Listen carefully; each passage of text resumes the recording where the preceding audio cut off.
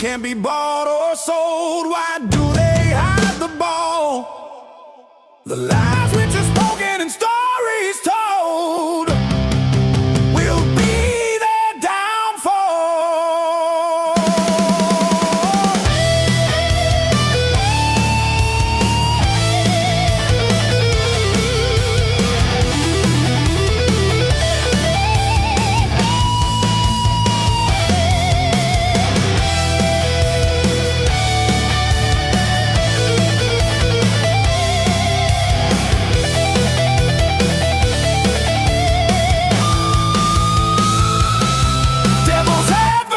On the road, traveling for truth, a journey unknown. From ocean sides to the center lines, we'll find the answers never shown.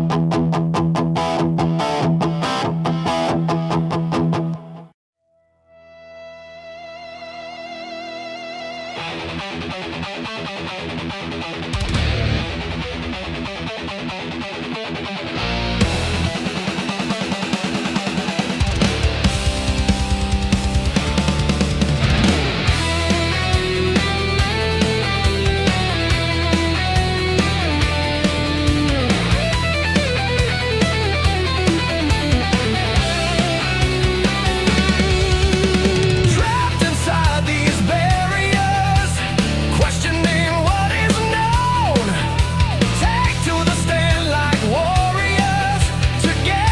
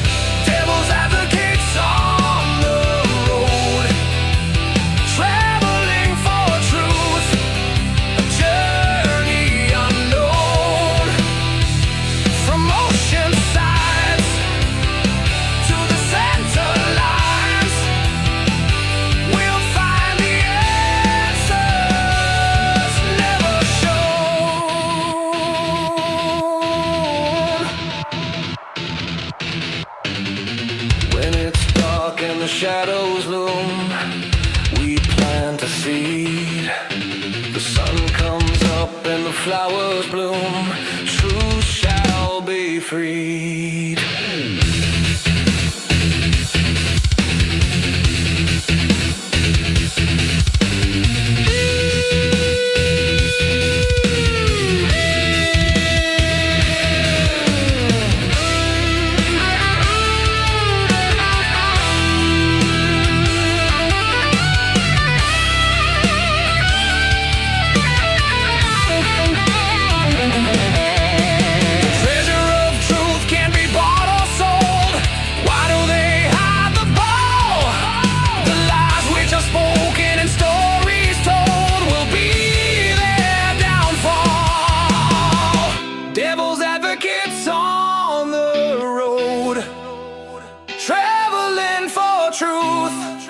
A journey unknown, from ocean sides to the center lines, we'll find the answers never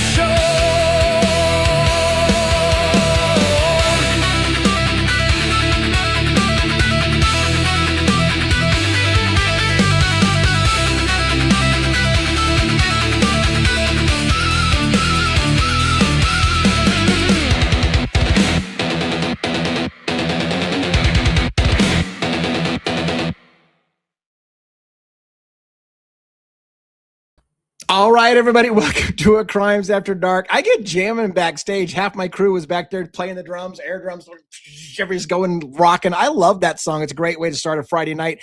Thank you for joining A Crimes After Dark. And yeah, we're a little cerebral, but on Friday nights, we let our hair down a little bit. We have a little bit of fun. It's a little crazy. We're going to talk about a lot of deep subjects, but hopefully it'll be entertaining. And I see Dago's got some sticks backstage. Anyways, we'll get everybody on panel really, really quick. Just let you know what the theme of tonight is. We're going to start asking questions. Did Christopher Wickham in his new book, Broken Plea, dodge a bunch of questions? Is he lying to us? Is he trying to misdirect? Is he trying to control the narrative, shape the narrative? These are questions we're going to ask because, you know, look, Christopher Wickham is a big boy. He can handle difficult questions. We didn't really give him a lot of difficult questions on our interview with him, but we are going to start asking some of those questions now. And by the way, I have a really, really sneaky suspicion Christopher Wickham is going to be back on our show again, fielding some of these difficult questions. So this is a night for you, for those of you who are out there challenging Christopher Wickham in his new book, Broken Plea. God damn it. Challenging. Oh, yeah. I do have the parental advisory. Okay, good. Because whenever I swear, I'm like, I got to remind myself to like hold back on that a little bit. Anyways, let's get the panel on and let's get at it on a Friday night. Thank you for joining us on Crimes After Dark. We got Dago. We've got Robin. We've got 1-1. We've got JJ. And I got my beautiful wife backstage doing moderation support. So she's not going to join us on screen. We got a full panel. Welcome, team. How you guys doing on a Friday night? Yes. My head very is good. Very Ready good. to go. my song. The music won't stop. Damn it! It started and it won't stop. It's amazing. That song kicks my. I just love does. it. It Somebody's does. like, this takes me back to the 80s hair bands. Yeah, I mean, look at my age. I was an 80 hair band kind of guy. Like all those bands, I worshipped those guys. You know what the problem was? I couldn't grow my hair long. It would hit my shoulders and it would just curl. It would never grow long. I could never be oh God, I'm so pissed. I never got the long hair look going. I got my ears pierced 5 times. I wore makeup. I did the whole night, but it fucking didn't work. I just couldn't. My hair fucking looked like shit. I was never born to be a rocker. But I tried. That song reminds me of a modernized, souped up version of Iron Maiden. I love it. I don't know, Joe. Yeah, it's good. You know what I mean, Joe? Like the shredder guitar, the high pitched vocals, that real heavy, hard, like double bass kick drum and all that. Double bass kick drum. That's how you do it. That's how. There's a lot of quads rolling on that one too, you guys. A lot. Look, I'm not a shredder guitar player, but I followed, like I like a lot of that stuff. Of course. I was more of a rock and roll blues kind of jazzy kind of player. I wasn't a shredder, and that shit's hard, man. Yeah. Try playing drums to it. I played anything from Bob Seger to Slipknot. So Yeah. I would rather play the Seeger than the Slipknot. My knees definitely don't like the Slipknot. I'll tell you right now. And one thing, Dago, my first instrument was drums, and I was obsessed with the drums when I was a little kid. Right. Yeah. I started when I was like 12, but with a father that worked 12 hours a day commuting to the city, he wasn't having a drum kit in the house. Oh, I'm sure. It's very So- hard. Moto Man never MX got says he's a that bass. far. He's a bass player. You know what? I've told you this before, but I Nice. was obsessed when I was a young teen. I was obsessed with Motley Crue, and I was obsessed with Nikki Sixx from Motley Crue because he was a bass player and he wrote Right. most of their music. He wrote their lyrics. He wrote most of their music, and I loved the fact that a bass player was the one that was writing their music. And I thought a guitarist would write the music, not the bass player. But it was kind of pretty cool. I say I can play bass. It's funny. I'm not the greatest on the guitar. I can play a bit. My son can, but I can play a bass. I don't know if it's because I'm a drummer or what it is, but I can play the bass. I have no problems with that. Love the drums though. Although my body don't love it anymore. I can't really play like I used to. Who are your favorite drummers, man? You gotta give it up. Me? Yeah. Oh God. Neil Peart's gonna come in. Yeah, Neil Neil Peart. Peart. I knew Neil Peart was gonna be the first. He's my favorite. Too. He is my favorite of all times, and people get disappointed when I say some of these, but Neil Peart, Travis Barker, of course. I used to be a huge fan of Lars Ulrich, but he took that away when he became an asshole. So I still like his drumming. A bit of an asshole. Yeah, I like his drumming style, but I don't like him as a person. What I got to tell you, what I loved about Lars is he's a little short guy, and he would just be like wailing on the fucking, he's wailing, and he's like he can't even reach the drum set, right? I love that dude. He put in so much passion. That dude could wail on the fucking drums. Anyways, we got a gift, and I got a statement actually on that. Okay, so, Moto MX, thank you so much for that. This is correct. Cliff Burton did write a lot of Metallica's first 3 to 4. Yes, however, he did. But don't take away Dave Mustaine from Megadeth. Dave Mustaine actually has written, and I'm a huge Metallica fan. And Dago wasn't he? He was kicked out. He was a guitarist for Metallica in the early days. He was the original. He was kicked out. Yeah, he was the original guitarist and vocalist was Dave Mustaine. Yeah. Do you know James Hetfield lives here? He lives here where I live. In Colorado? No, here where I live. In Vail. He lives right down the street from me. Well, shit. Go get him on the show. He talked about it on Joe Rogan's podcast. Yeah. He lived in Vail, and then he moved down the street, he moved west of Vail. So he lives right down the street. Wow. So Cliff Burton wrote a lot. Yeah, go ahead. Cliff Burton wrote on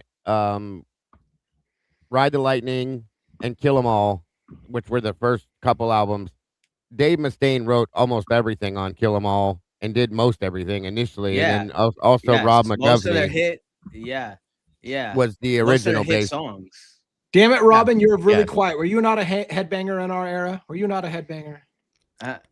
Well, I like to dance and everything to it, but I don't know like the trivia and shit behind it. Yeah, what kind of music did you listen get to enough? back in Oh my God, 80s, 90s?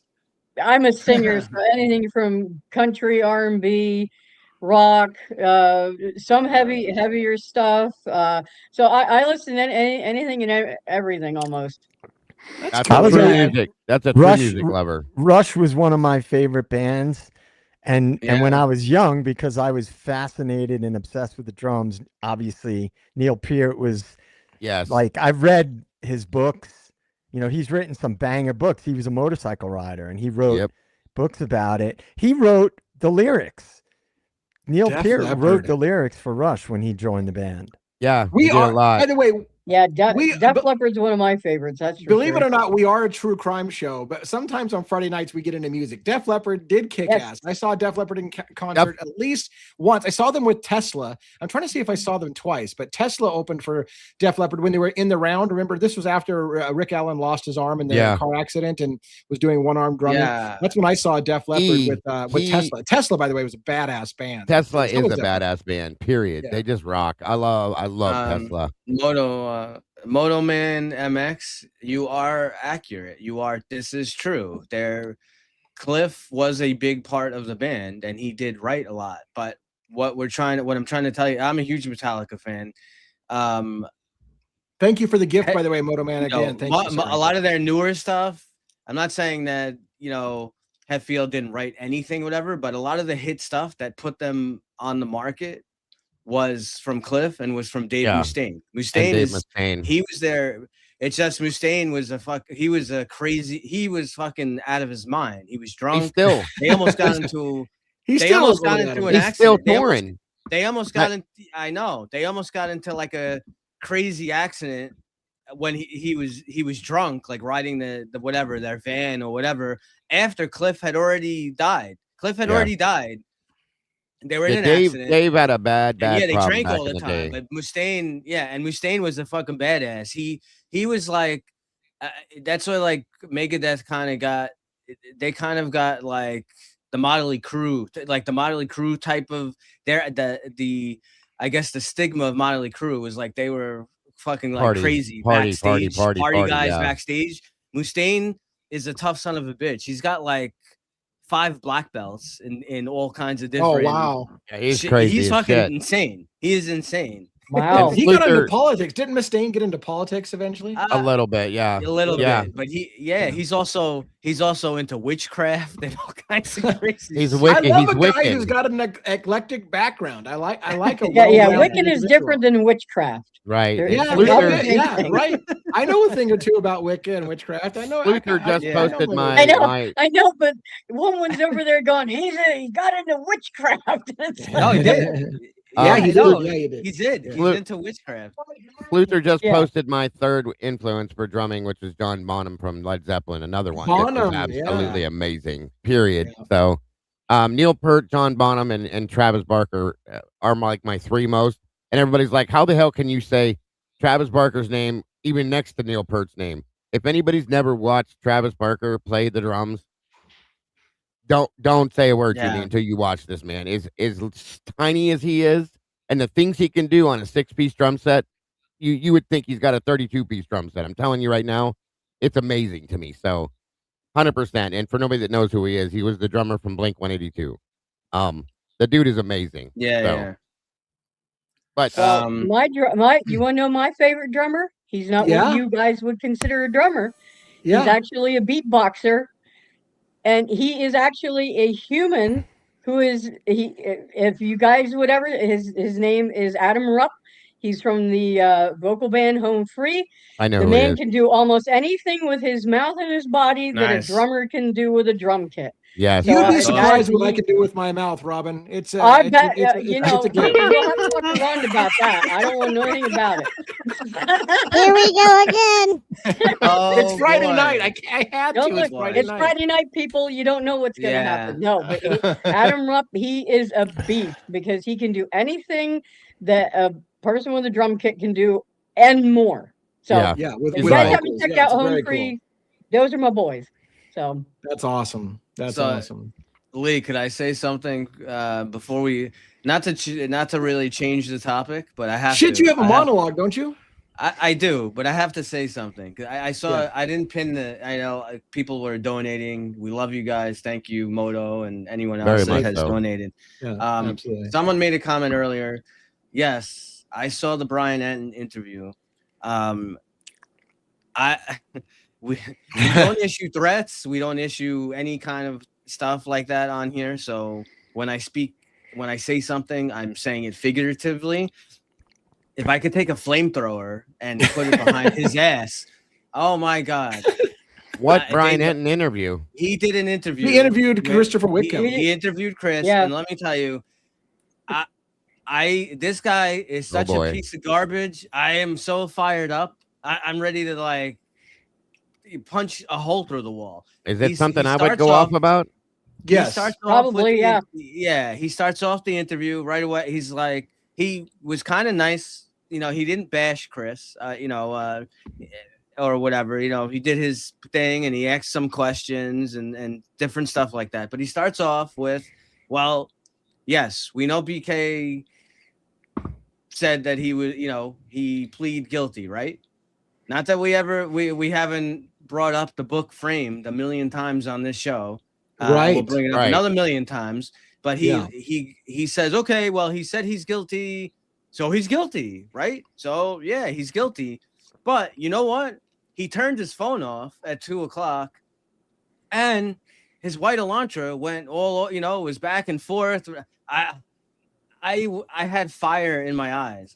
Because in the same sentence, like almost in the same sentence where he says he turned his phone off and all this stuff, he's like, I want to assure you, no one has read more documents. And I spent like 6 months living in Idaho. I interviewed the family. I've read every document from like word to word. I know everything about this case. Well, you obviously don't. You're a fucking idiot, okay? You are a moron. Mr. Enton. You are an Come idiot. on our show. We'll do attack battle. people. I don't attack people too often when they have their opinion. For you to just come, you have the mainstream media in your back pocket, and to come out and again and say, oh, he turned his phone off. No, they didn't. And they didn't say he turned his phone off. Read the probable cause affidavit. Right. You said that you read every word. It said it lost connection with the cell tower. Yes. And then Payne said, well, I've in my experience, criminals sometimes turn off their phones when they never said he turned off his phone. It was a fucking stretch of the wording. How are they still running that narrative when it's Celebrate was going to come on and say that Bryan Kohberger turned his phone off, which was bullshit. Yeah, bullshit. And then the white Elantra shit again. How many times? Like, maybe we should drive a white Elantra to your house so you can see what a white Elantra actually is, and look at fog lights and look at all this other stuff. Again, read the damn PCA. What does it say? Suspect vehicle 1, a car consistent of. It doesn't. It was not his car. It's been proven like a million times now. Stop with the horse shit. Just stop. Why do it's amazing to me how people fall for the little things, like just like you said, like it lost cell tower connection, and that is like whatever, and then they make a leap to conclusion, or pinging off the cell tower that services the house at 1122 King. Even Bill Thompson said a lot of phones ping off the cell tower that services the house. They knew it was horseshit, but America bought it largely. They bought it. Oh, hey, holy shit! How do you explain that he was stalking the girls for the last? He wasn't. He wasn't. Literally, every 30,000 people. If your logic was the pinging off the cell tower, 30,000 people are probably part of that crime. 3,800 for sure. We know that. 3,800. Yeah, maybe I'm blowing a number. It's Friday night. I can fucking exaggerate. Anyways, so be it. All right. Let me. I'll do the monologue quick. So do a monologue. Let's get it. I'll do it. So that my son can go to bed. I'm gonna have to go watch that and go off. Oh yeah, sorry to your son for all the F words. That's okay. I curse myself, so blame me. Is it good to be alive in a den on a Friday night? I hope you guys are as fired up as I am. Yeah. All right, Jackson, Juliana, my wife, love you guys. It starts with certainty, a courtroom, a confession, 5 counts, 5 times the same answer, guilty. And just like that, the world is told the story is over. But then someone reopens it. In Broken Plea, former FBI agent Christopher Wickham doesn't just question the case, he challenges it. He points to gaps, DNA that may be too small, evidence that may have moved, timelines that don't quite line up.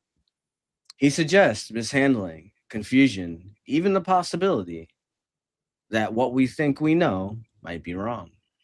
But here's the problem. When you start pulling at threads like that, you better be sure they hold. Because the same questions he asks about the investigation can be asked about him. If the DNA is unreliable, then what replaces it? If the timeline is flawed, what's the correct one? If the crime scene was altered, where is the proof that stands on its own? Because raising doubt is not the same as proving truth. And in a case this brutal, this final, suggestion can feel like evidence, even when it isn't. So tonight, we step into uncomfortable territory, not to defend the official story, not to tear it down blindly, but to examine the space in between, where one narrative says this man is guilty, and another asks, what if we got it wrong? Because if the investigation has holes, we need to see them clearly. But if those holes are being stretched, reframed, or overstated, we need to see that too. 4 victims, 1 conviction, and now 2 competing versions of reality. The question isn't just what happened at night. The question is who's telling it straight and who's filling in the blanks. This is Devil's Advocates. And with that, live from New York, it's Friday night. All right. Thank you very much. Good night, little 1-1 family. Welcome. Good night. Good night, little 1-1. I kind of look forward to Friday nights. I get a little looser on Friday nights, I think, and I'm looking forward to tonight's show. What I do want to focus on tonight, now that we've gotten a little bit past the music and all the fun, is I do want to focus on first of all, I'm going to give you a personal beef. I feel like there's certain creators who act like I'm a fucking rollover because they think that, well, I would have never been such a pussy like DA and just given softball questions to Christopher Wickham. I would have taken him to task. Well, good luck with that. First of all, again, I say this, and I've said this a million times. Christopher Wickham's book is for people who are actually thinkers, who can read between the lines. There's things. It's almost more that was not said than what was said. But having said that, there were some glaring problems with the book from our perspective. There was areas that he didn't touch at all. I'm going to give you a few of my opinions on why he didn't touch certain areas. I talked to JJ about this a lot. By the way, JJ in particular with State of the Deep, he's one of those people who really kind of questioned the whole, like, you know, is this shaping? Is this the FBI trying to control the narrative through a guy who basically is a former Fed? Like Christopher Wickham's a former Fed. We cannot ignore that as part of the discussion. Right. So we're going to talk about that tonight. But I want to point out something to you as well. There are some areas that I knew Christopher Wickham was like. I read the book. My team read the book. Dago read the book, and we knew that and JJ as well read the book. And which I guess was me saying the same thing I just fucking said, which is my team read the book. The point being is that we all knew there were certain areas that Christopher was trying to avoid saying. For example, he never touched the why did it take 9 hours to call 911? And all of you wanted me to ask them about that, but that wasn't part of the book for a reason. And so I wasn't about to take Christopher Wickham to task on the 911 call because it's not what the focus of the book was about. So I stayed within the parameters of the book. And some of you have challenged me like I somehow failed my job, that I should have questioned him about all the things that didn't make the book. So we're going to talk about that tonight. We're going to talk about what things didn't make the book. And then more importantly, when I asked certain questions, and look, Custody Queens asked him some questions. Birdie asked him some questions. He's been doing the rounds. And Christopher has been dodging a few questions. Before I turn it over to the panel for discussion, I want to tell you one of the things I feel like Christopher Wickham was dodging that I want to explain because JJ, when I talked about it, he agreed with me. There was a part of the book where he talked about the extensive injuries to Ethan and Kaye and the victims in the house. He wasn't fond of the idea of getting on a screen and going into details about the victims' injuries. He wrote about it in the book. But look, the last thing he wants is a bunch of fucking viral clips of him talking in details about brutal murders. Right. Give him a fucking break, guys. Like, he doesn't want that to be what the focus is about the throats being slit and stuff like that. He talks about it in the book.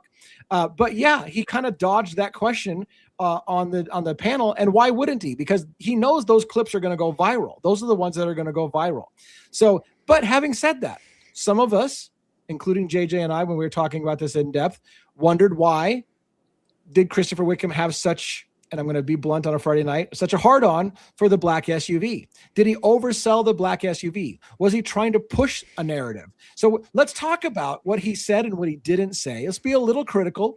Christopher Wickham, I hope, will understand that we're grown-ups and we're going to ask some difficult questions. We're not going to accept everything at point blank. But yeah, there were some questions that we didn't push back on. Remember, we were the first ever interview of Christopher Wickham on this book.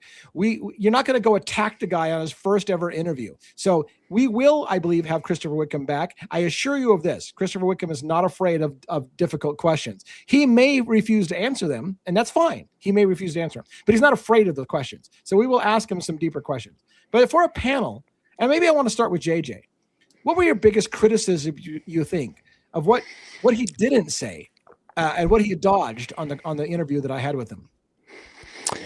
Okay, well, a couple of things. First, I wanted to say, I believe, DA, you were the only one who brought up the fact that, hey, people are going to say you're a Fed. You're coming in to shift the narrative. I don't believe anybody else brought that up. No. Right? All right. So first and foremost, I just wanted to get that out of the way. Very good point. Now, for me, I like the guy. He's engaging. He's got a very interesting history. He's obviously a highly trained individual. He's obviously very intelligent. And when I meet somebody, I look at it like this. Hey, I like this person just like one-on-one or in a group setting, rapping with them, talking about music or whatever. But I also am not going to abandon the way that I think. So for people who don't know, the way that I look at things is not necessarily what people say. It's how they say it and what they don't say. And I pay close attention because of my personal background on the way they respond. I pay attention to body language. I pay attention to how they respond and what words they use. And so on the overall aspect of it, you have to look at who Chris is. We know, if anybody who's done research knows who he is, right? And his background, or at least a chunk of his background. Okay, you cannot separate that from just because he wrote a book about a true crime case, all of a sudden, because it's something we're all interested in, separate his background from that. Yeah. He was not just in the FBI. He was a special agent. These are his words. He was also an intelligence contractor. He openly talks about it. So I would be giving up any intellectual curiosity if I didn't tie that in to what the big picture is. And everybody who's watched this channel is sick of hearing me talk about what my overarching theory is. And that has not changed. And reading the book, in fact, reinforced that for me about my theory. So, yeah. So again, when I noticed that there were certain questions, he very strategically either shut them down or steered away from them. And then I want to point out something that DA and I talked about. I almost said DNA. DA and I talked about today, which if DA wants to, we'll get into it later. Another aspect of what came up about the first officer on the scene thinking that it was a suicide as an initial impression. Let me address real quick. We've got a gift, by the way, from Susan. Was it Suzanne Silberstein? Yeah, thank you. Yeah, so I wanted to address that real quick, but I don't want to miss that other thing. That was Neil and Bob. Is this just a FBI fanboy channel? First of all, no offense, but fuck no. Come on, man.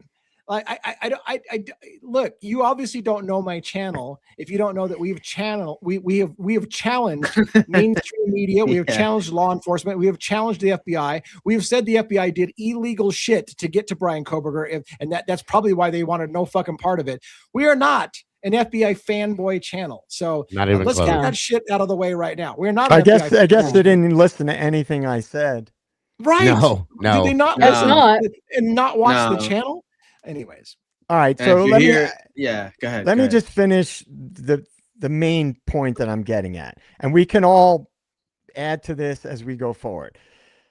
I paid attention to more once I saw that the way that he was responding to things. I said, I'm not going to sit here and hijack the stream and try to push back on this or push back on that. I just paid attention to how he responded to things. Right. And like TA said, he's a big boy. I would be very surprised if he expected everybody to just roll over and accept everything that he said. If he did, then he didn't give us that much credit. So Agreed. Looking at the big picture, I sense that there is a possibility that he had potentially another agenda where he was trying to steer away from certain things. And I will say this is the last that I'll say right now. The timeline. Okay. What I call the dissident true crime channels, us, Birdie, Lana, Jules, there are others as well, have questioned the official narrative. Okay. Now, one of the big things we've all questioned is the timeline, right? Jules explicitly stated that she has a lot of reason to believe, and others do as well, that a portion of the 1112 footage was not redacted. It was without sound. Yeah. Okay. Right. That's related to the timeline. Okay. So the one thing that I'm going to point out that's the most important, and I have a lot to say about a lot of other things that I won't get into now, is the shift away from that timeline and no credence given to people thinking that the murders happened earlier. Now, the black truck. Yeah. Maybe that's the biggest bombshell in the world. It might be, right? But what it also does is it focuses the attention to the later timeline. Yeah. Right? Yeah. Now, very true. Very true. You have to, I promise I'm not going to get into the big picture stuff right now, but you have to question whenever somebody comes in that's got the background that Chris has and is dismissing certain aspects of the case that are long held beliefs of this quote unquote dissident true crime community and literally gives them no credence whatsoever and shuts them down.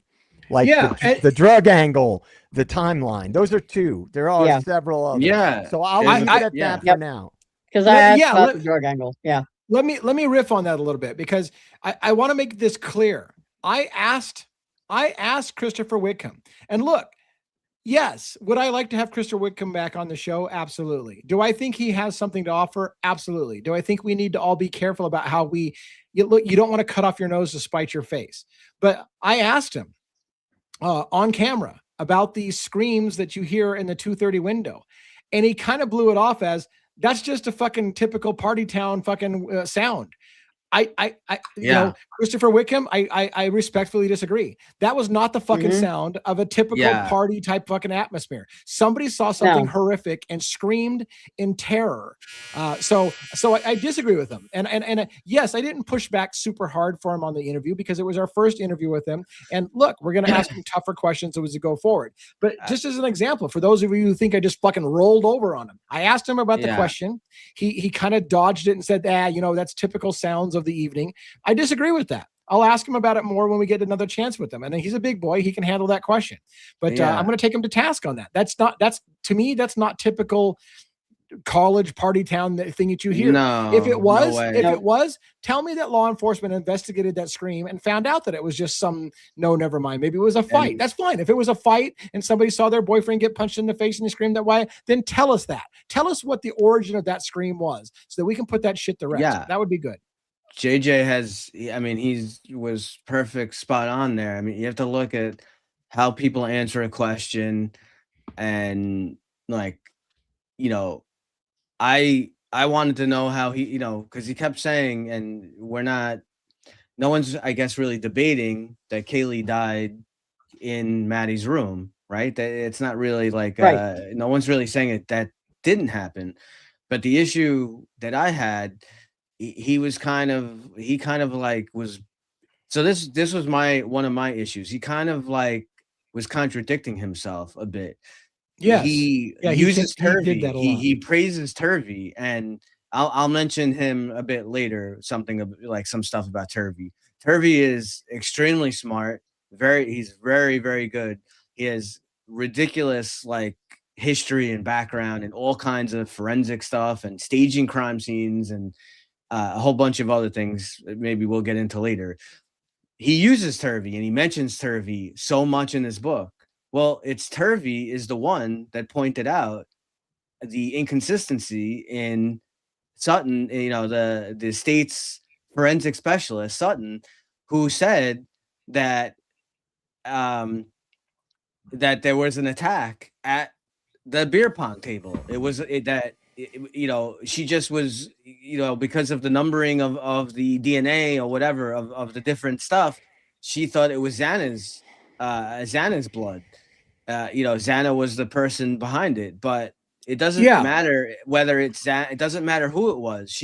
Sutton made her determination. She's also a specialist that a certain blood spatter she felt in her expertise happened from an attack, not from someone touching the table or a drop from the knife. She said it was from an attack. It somehow she didn't change her opinion. What she very carefully did was she left her opinion out.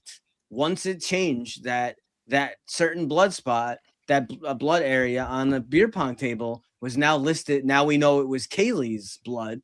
All of a sudden, her analysis that it was an attack gets left out of the updated conclusion.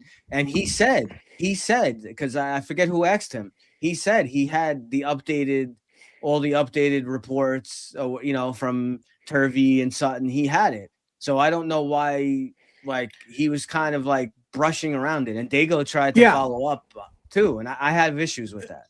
So look, this is the difficulty. All kinds of great questions are coming in chat. And look, all of us panel members, with maybe the exception of Robin, she's pretty more reserved, but all of us are long-winded motherfuckers. I'll just say that right now. So it's hard when I watch 5 different comments go by that I want to comment. To go back to what JJ said, it did feel a little bit like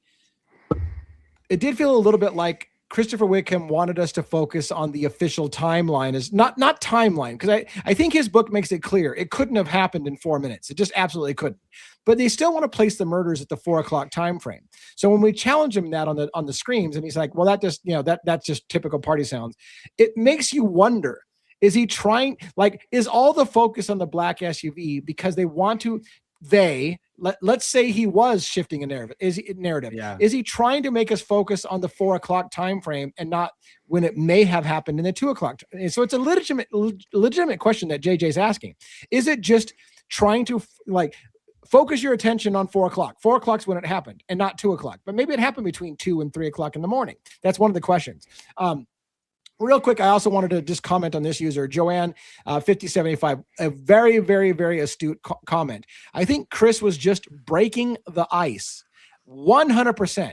Chris's book is not to be considered the definitive source. He's just starting the conversation. There is, I assure you, there is much, much more coming. This book is just a primer. So he's not going to answer all the questions. Chris knows more than he said in that book. I'll guarantee you he knows more than he said in that book.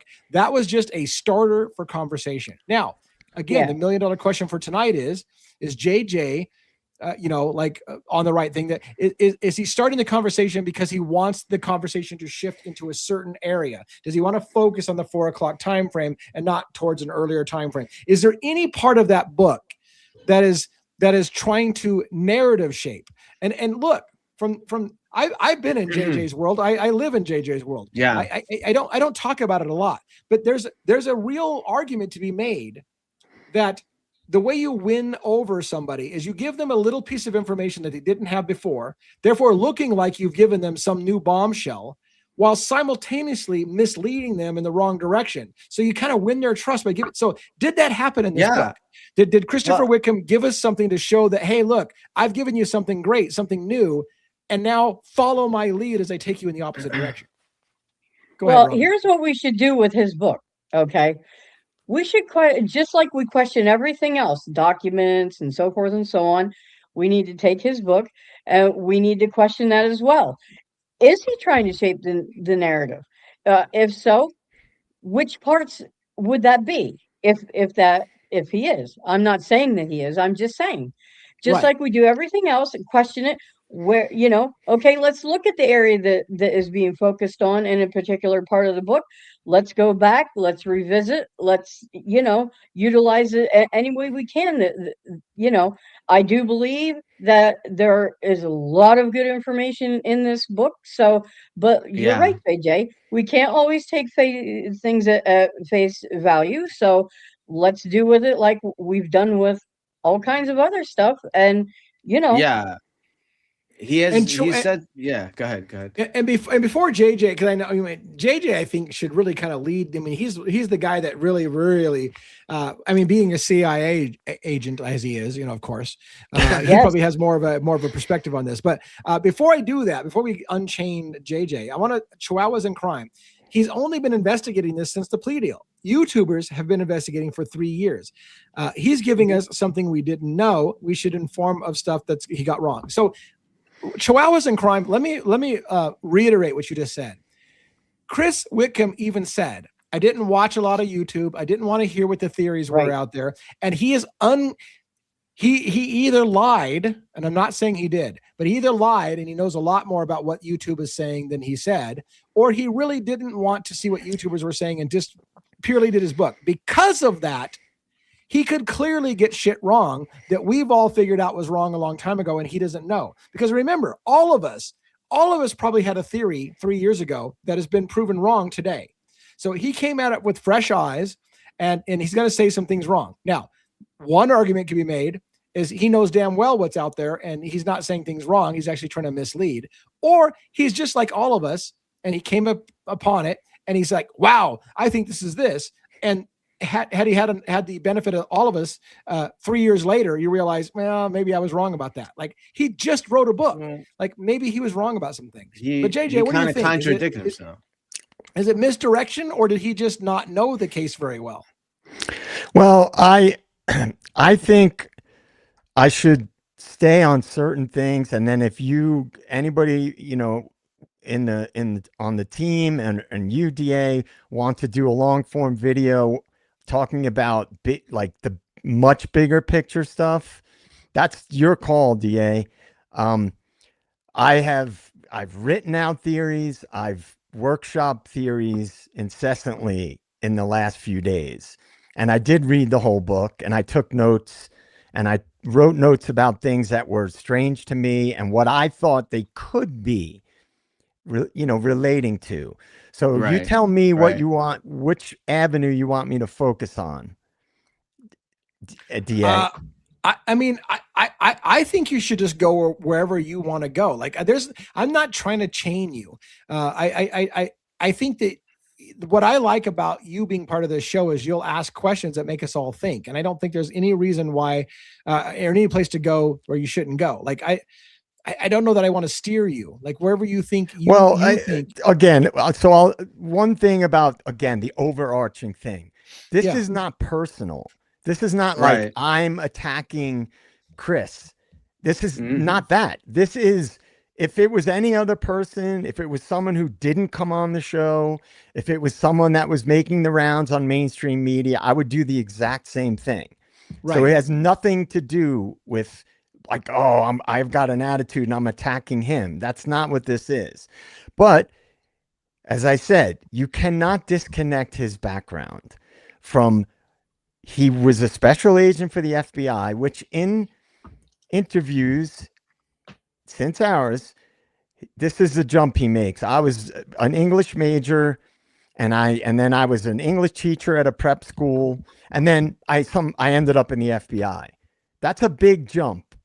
That's a big jump. Yes. To go from that and not explain, how did you go from being an English teacher at a very selective, progressive private college to teaching at a prep school to then being in the FBI, and then eventually becoming a contractor for the intelligence community, which he's admitted more than once on a few different interviews. Did he say he started off as an author, you guys? I'm trying to remember. I swear I can't remember when he started in journal. I thought he started in journalism. Journalism, that was it. He did journalism. Yeah, but again, my bigger point was that. No, Joe, I get it, JJ. You're good. And then I just wanted to make sure. And then I ended up as in the FBI, right? Big point. Yeah. Who was the one that gave Kohberger the tip of Kohberger? It was the FBI, right? Who do I think Kohberger may have been working in tandem with? The FBI. The feds. Now, I never explicitly said the FBI. Yes. I always said Could have been CIA, could have been NSA. I said federal agency for or with the feds. Right. I never said he's an FBI agent. I said for or with the feds. And if I ever said FBI, I meant for or agency. with somebody. Right. So he gets this information. This is Chris's words. I'll be right back. Guys. His friend came to him and said, hey, check out this case. See what you think about it. Well, who would want the narrative to be shifted away from a major corruption type thing as that's a cover up? Well, people involved in that, either directly or indirectly. Right. So I'm always going to look at that because that has been my theory for a long time. So somebody with Chris's background who has connections to Idaho, right? Who also, what was the Ruby Ridge stand down about? It was a separatist group. Right. Who are some of the big rumors related to in the Idaho 4 case? I don't need to say it. Everybody knows, right? What groups have people discussed as potentially being involved? Right. So if in fact somebody who knows a lot about that environment was to be, somehow getting involved to steer a narrative away from certain other narratives, of which he did explicitly say, no, I saw no evidence of drugs being involved, right? It would be somebody who's already an expert on that world, right? Makes sense. Then you have to look again at what I perceived as the way somebody responds to certain things and shifts things. If I didn't feel this, I wouldn't say it. I'm not. I think we need to explore. I think we need to explore your questions. But real quick, Dago, I want you to check the private chat and answer that real quick if you can. But yeah, I want you to explore those things. I think this is a great time to do this. I mean, one of the things I think that our channel does is we play devil's advocates with every position. So we're not going to roll over and say, oh well, this is 100% true. Let's question it. What if he was trying to shape the narrative? What would that look like? Yeah. So those questions are stuff that we want to dive into tonight, especially for sure. Like, JJ, I have a big thing going. What you're saying, besides from the glaring, obviously everyone hears the scream right at 2:27 or whatever it is. We've talked about so many times too, and again, like listening to the words that, like trying to really look at some of the stuff that he said. So he says that he has the text messages and stuff. Like I asked him about, the 911 delay and Dylan and Bethany, and he really wouldn't get into it. He's like, these are college kids and all this stuff, and the college kids are involved in a bunch of things, and fine, I get that. We're not looking to shame people. However, anyone who knows anything about crimes, right, or looking at like what we are, we're a true crime channel, right? You have to look at the 40. I spoke about this offline. I don't know. Are we true crime or are we a music channel? I'm not sure. Right. You look at, they have shows named after it. The last 48 hours, the last 20, the last 48 hours, the last 24 hours are critical times. So when you tell me that, he also made reference, and I could have asked him like 100 questions, but again, like JJ said, it was being respectful. He says that he knows of 3 fights that happened in the area that night. Yeah. Well, who was involved in those fights? Right. What do you mean? What do you mean? Why is it not important to know? We should know about those fights. Right. Were any of the victims involved in those fights? I don't want to just hear it's not relevant. It's absolutely relevant. And and text messages, Kaylee, we see her on her phone the whole night at the club, right? At the truck. She's on her phone texting the whole time. Real quick. And then real quick, I want to say Jason Estes is in the house. He used to be a regular part of our panel. I think this is in Jason Estes' like wheelhouse. I would like to maybe invite him to come up and join us on stage. So I'm going to put a link out there for Jason Estes to join us.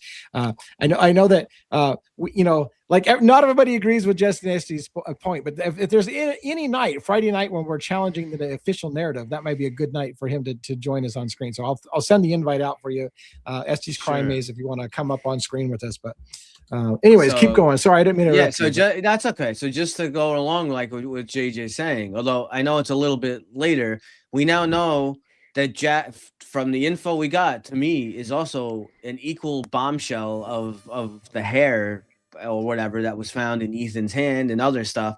We know that Jack D he called Kaylee for 17 minutes. It's not that Kaylee called him. He called Kaylee. That's a huge difference. And it's a little thing that goes unnoticed by a lot of people. Like if Jack initiated the call, I mean, look, he's going to argue. I almost guarantee you, he's going to argue, oh, it was a butt dial, right? I must have accidentally rolled over in my sleep and placed a call to Kaylee, and she must have sat it on the phone for 17 minutes waiting for me to answer, but I didn't answer because I was hammered.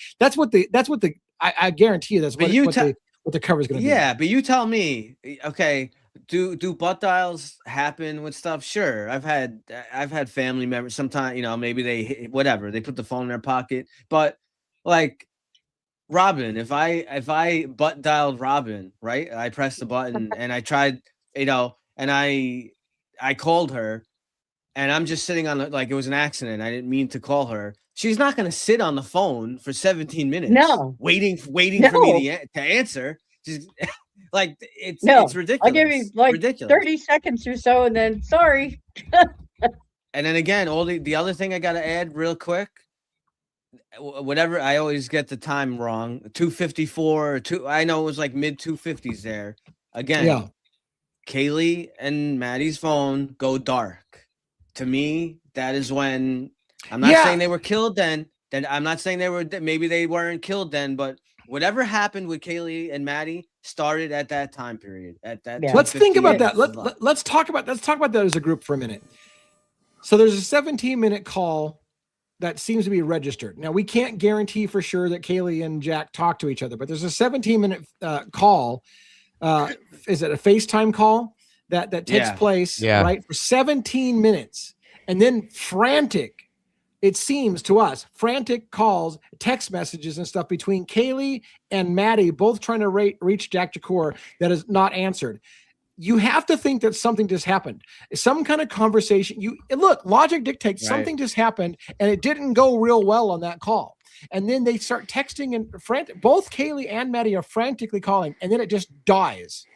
Yeah. Why? Yeah, as soon as they hang up the 17-minute call, within a minute, she's dialing him back immediately. 1 minute after the next call. And then why does it die? No. Why does it die? Why do they stop that? Right. Because if she's still awake, if at 4 o'clock in the morning, she's still dancing with her dog, as Dylan says, and dancing around. So she's still awake. Why did she stop the frantic calls to Jack? And then the phone goes dark completely. That's a problem. Yep. Yeah. Keep in mind what I'm saying.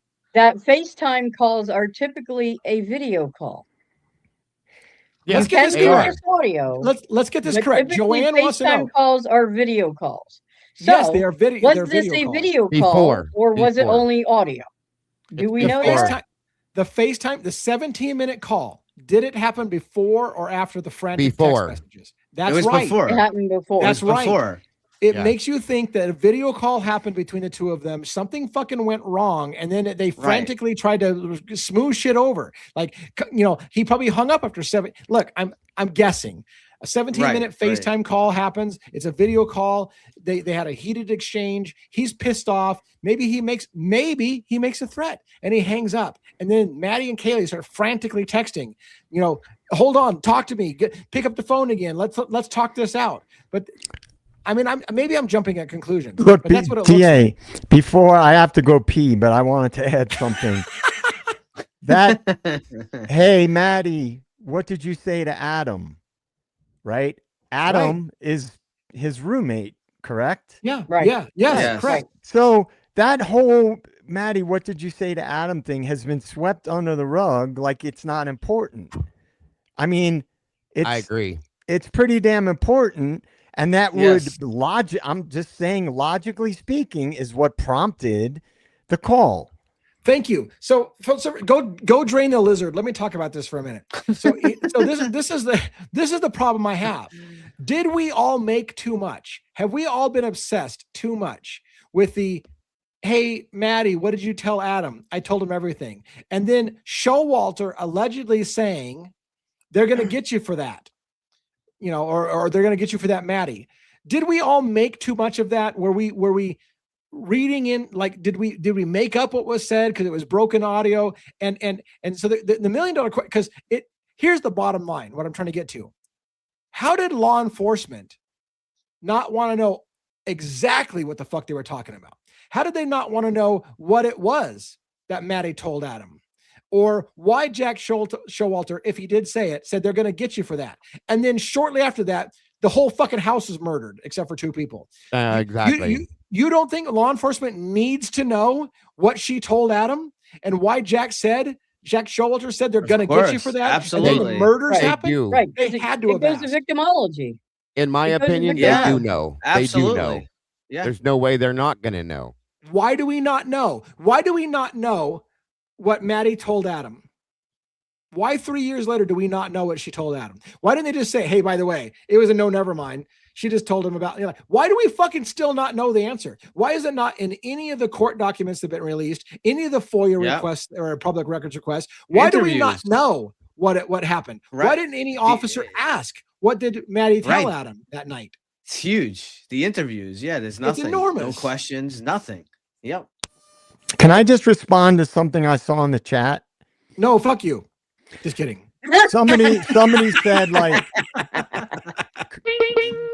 somebody said that, Chris in Birdie's interview, he said it because of his sources, there's things he can't say. That is not my contention at all. That would make sense. But there are a few things where there was disparity between things that were in the book and how he responded to questions, like the OnlyFans thing. Yes. It straight up says in the book that Maddie had an OnlyFans. Yes. Period. Yes, it did. Right? It's in there. Yeah. On Instagram, she had a statement for my 18 plus content. See my OnlyFans. Yes. Right. Right. So when he was asked about that, I can't remember if it was here or Birdie. He said he completely shut it down. That and the drug angle. He said he said he didn't say it. He said that he was going by like what someone had said. Yeah, but he's putting it in his book, of which is supposed to be information that he had access to that other people didn't. Right. To be fair, out of a 350-page book, it was like one line about Maddie's OnlyFans. But yes, but that is a big it's in there thing. It is a big deal. I agree. Because it's a big deal. But that would open up a whole other line of inquiry. Why were they hiding that? Because if you were really investigating it and you were looking for the public's help, if other people knew information about that OnlyFans, they could have said, yeah, there was some creepy guys that were responding to, communicating with her on OnlyFans, right? Why would you shut down that line of inquiry in a quadruple homicide, right? So it's things like that I'm talking about. Yeah. I'm not saying that it wouldn't be logical that he can't say everything because of sources. Right. I get that. I'm not overlooking those things, but it's I have many other examples, but I just wanted to address a comment I saw in the chat about that. Real quick, before I go drain the lizard, let's talk about Brenda Tanner's question, because this has been coming up a lot. Christopher Wickham was involved in Ruby Ridge. For those of you who don't know Ruby Ridge, this was an individual who was a white supremacist type person in Idaho, who there was a standoff, and I believe that his brother, and his wife holding a baby were shot and killed in that standoff. Christopher Wickham admitted that he was a sniper and he was at Ruby Ridge. Some people think Christopher Wickham was the one that shot the wife and that was holding the baby. And so there's people who are like shitting all over Christopher Wickham. This guy's a piece of shit. He's the one that shot fucking, what was his wife's name? Weaver's name. I can't remember. Anyways, so there's some people who think that he was the actual sniper that took out the wife, holding a baby. What a piece of shit he is. Then you've got Waco, right? Christopher Wickham even said on our interview, look, I was in the American Apocalypse documentary about Waco. I was there at Waco. I was a sniper at Waco. And he was interviewed there. So some of you in the community are saying this guy, Christopher Wickham, is a piece of shit. He's been involved in two of the biggest embarrassments of our country, where the government has went in and killed innocent people, burned down the Waco complex and killed David Koresh and his entire complex with women and children. And he was there. He was at Waco. And a woman carrying her baby was killed for no reason. And maybe he was the sniper. So while I go step away for a second, I will be listening on the earpiece. I want to ask you guys, is that fair to question Christopher Wickham in his history of being in some of America's biggest embarrassments? Waco, Ruby Ridge. What do you guys think? Yes, it's fair. Yeah, I agree. A lot of people have said, and I mean, he might, agree. Right. He might not talk about it, but it's definitely something to bring up. Absolutely. He brought it up. I mean, he did address it a little bit. Yeah. Right. And again, Dago, what do you think? As far as what, sir? That it should be questioned in the way that we're questioning it. I fully agree it should be. I do. Robin, do you think so as well? Yeah.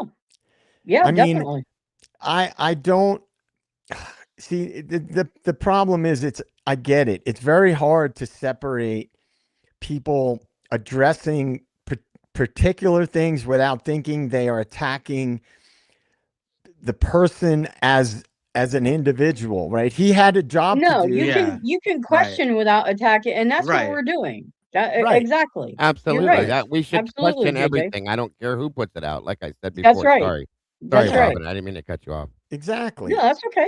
And the thing is, that might sound weird while you were questioning him, but he was doing his job in these instances, right? You can be against the way that someone's, job has impacted the course of their life, and maybe things happen in the course of that, right? You have to be he said himself, I believe in truth and justice and free speech and all these things.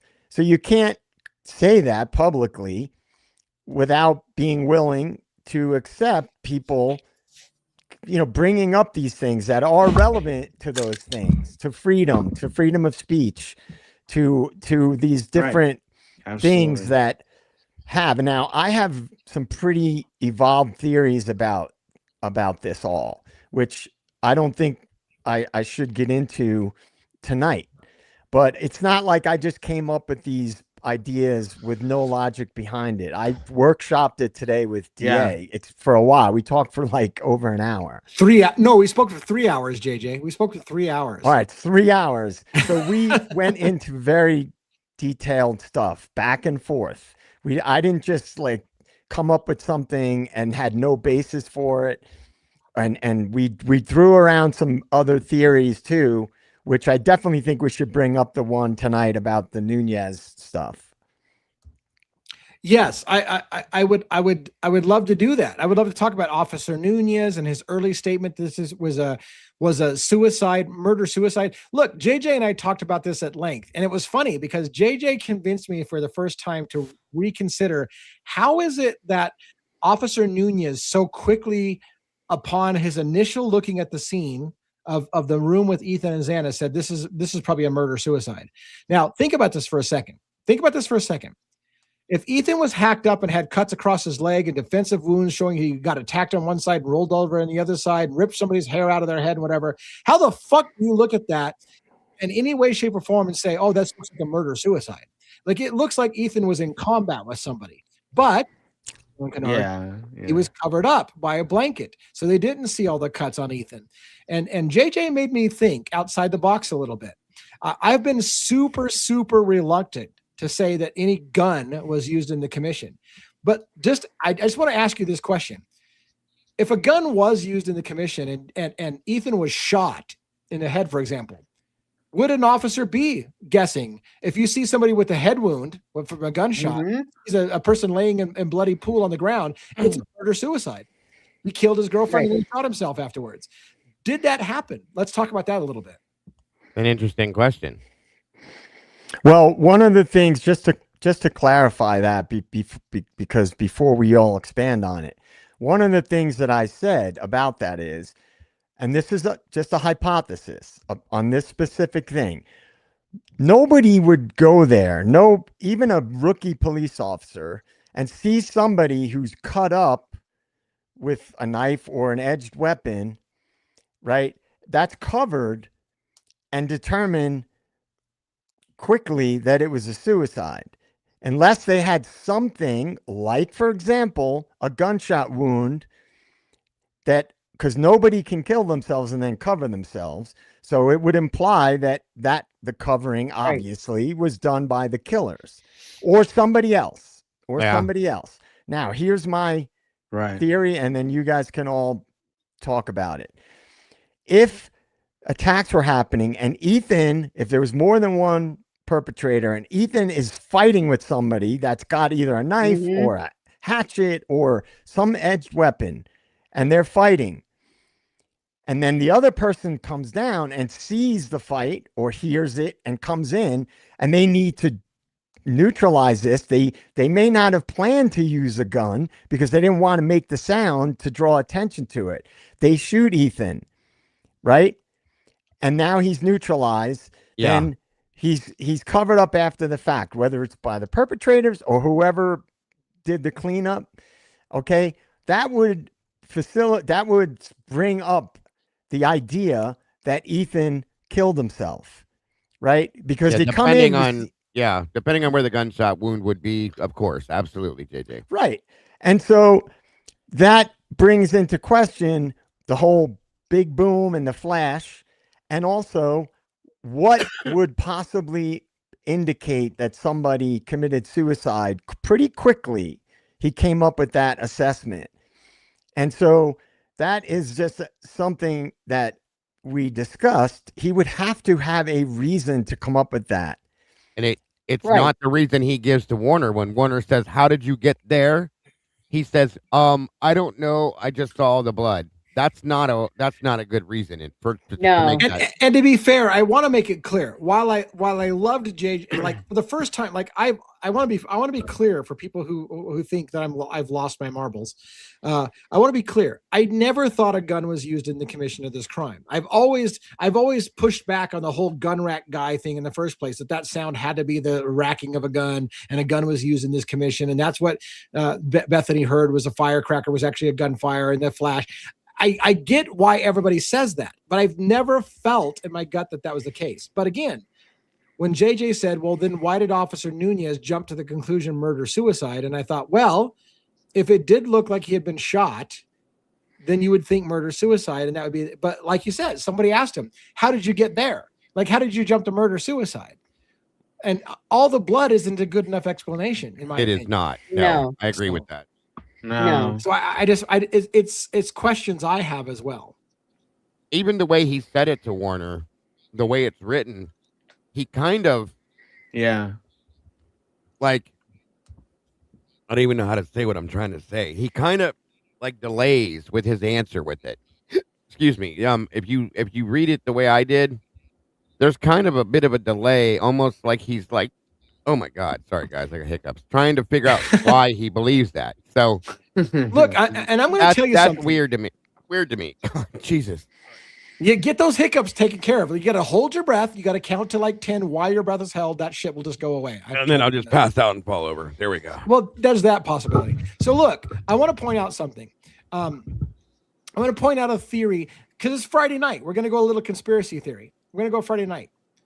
Brett Payne is the one who found the knife sheath. Remember, multiple officers, Nunez, Warner, walked across that crime scene, body cam for a bit. According to the book, Broken Plea, you don't see the knife sheath when they're looking through the crime scene. They're literally 18 inches away from where the knife sheath would be. And neither one of them mentioned a fucking thing like, hey, look, there's a knife sheath in the bed. Like, neither one of them see it, commented, whatever. Nor report it. Indicating the possibility that knife sheath wasn't there then. Then Brett Payne comes in 4 hours later, and suddenly he discovers the knife sheath that everybody else had fucking missed at the crime scene. Now hear me out. I'm going to go conspiracy theory for a second. When Bill Thompson and his team walked into that crime scene, there was a good 4 hours where that scene was shut down. The coroner wasn't in the scene. Nobody else was in the scene. Bill Thompson and his team were looking through and deciding what happened in that crime scene and how they're going to prosecute it.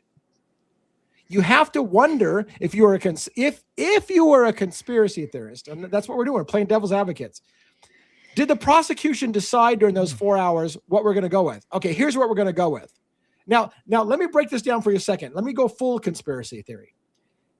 If Bill Thompson knew exactly what happened, let's say it was something like a drug hit on the house and their CI got hit. We can go through all that if you want to. Maybe we don't have enough time tonight. But if it was a drug hit on the house because a CI was there and the police were supposed to be watching that house, but they failed to let the house get hit right under their nose, and that's embarrassment. And if it is possible that there's no way they can get out to the public that it was a CI that got hit in the house, then did the prosecution go in and say, look, this can't go down as what it was, which was was one of our CIs got hit and this whole house got wiped out. So we got 4 hours to figure out what it is.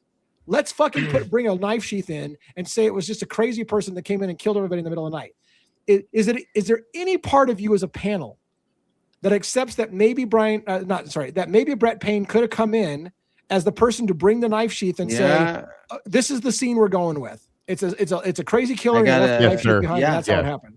Yeah, I gotta add in. This is where I gotta jump in quick and I gotta tell you about Turvey. So, Turvey, I'll just plug it now. He has a channel, the Forensic Criminology Institute. He's got like a 10 or 12 part series.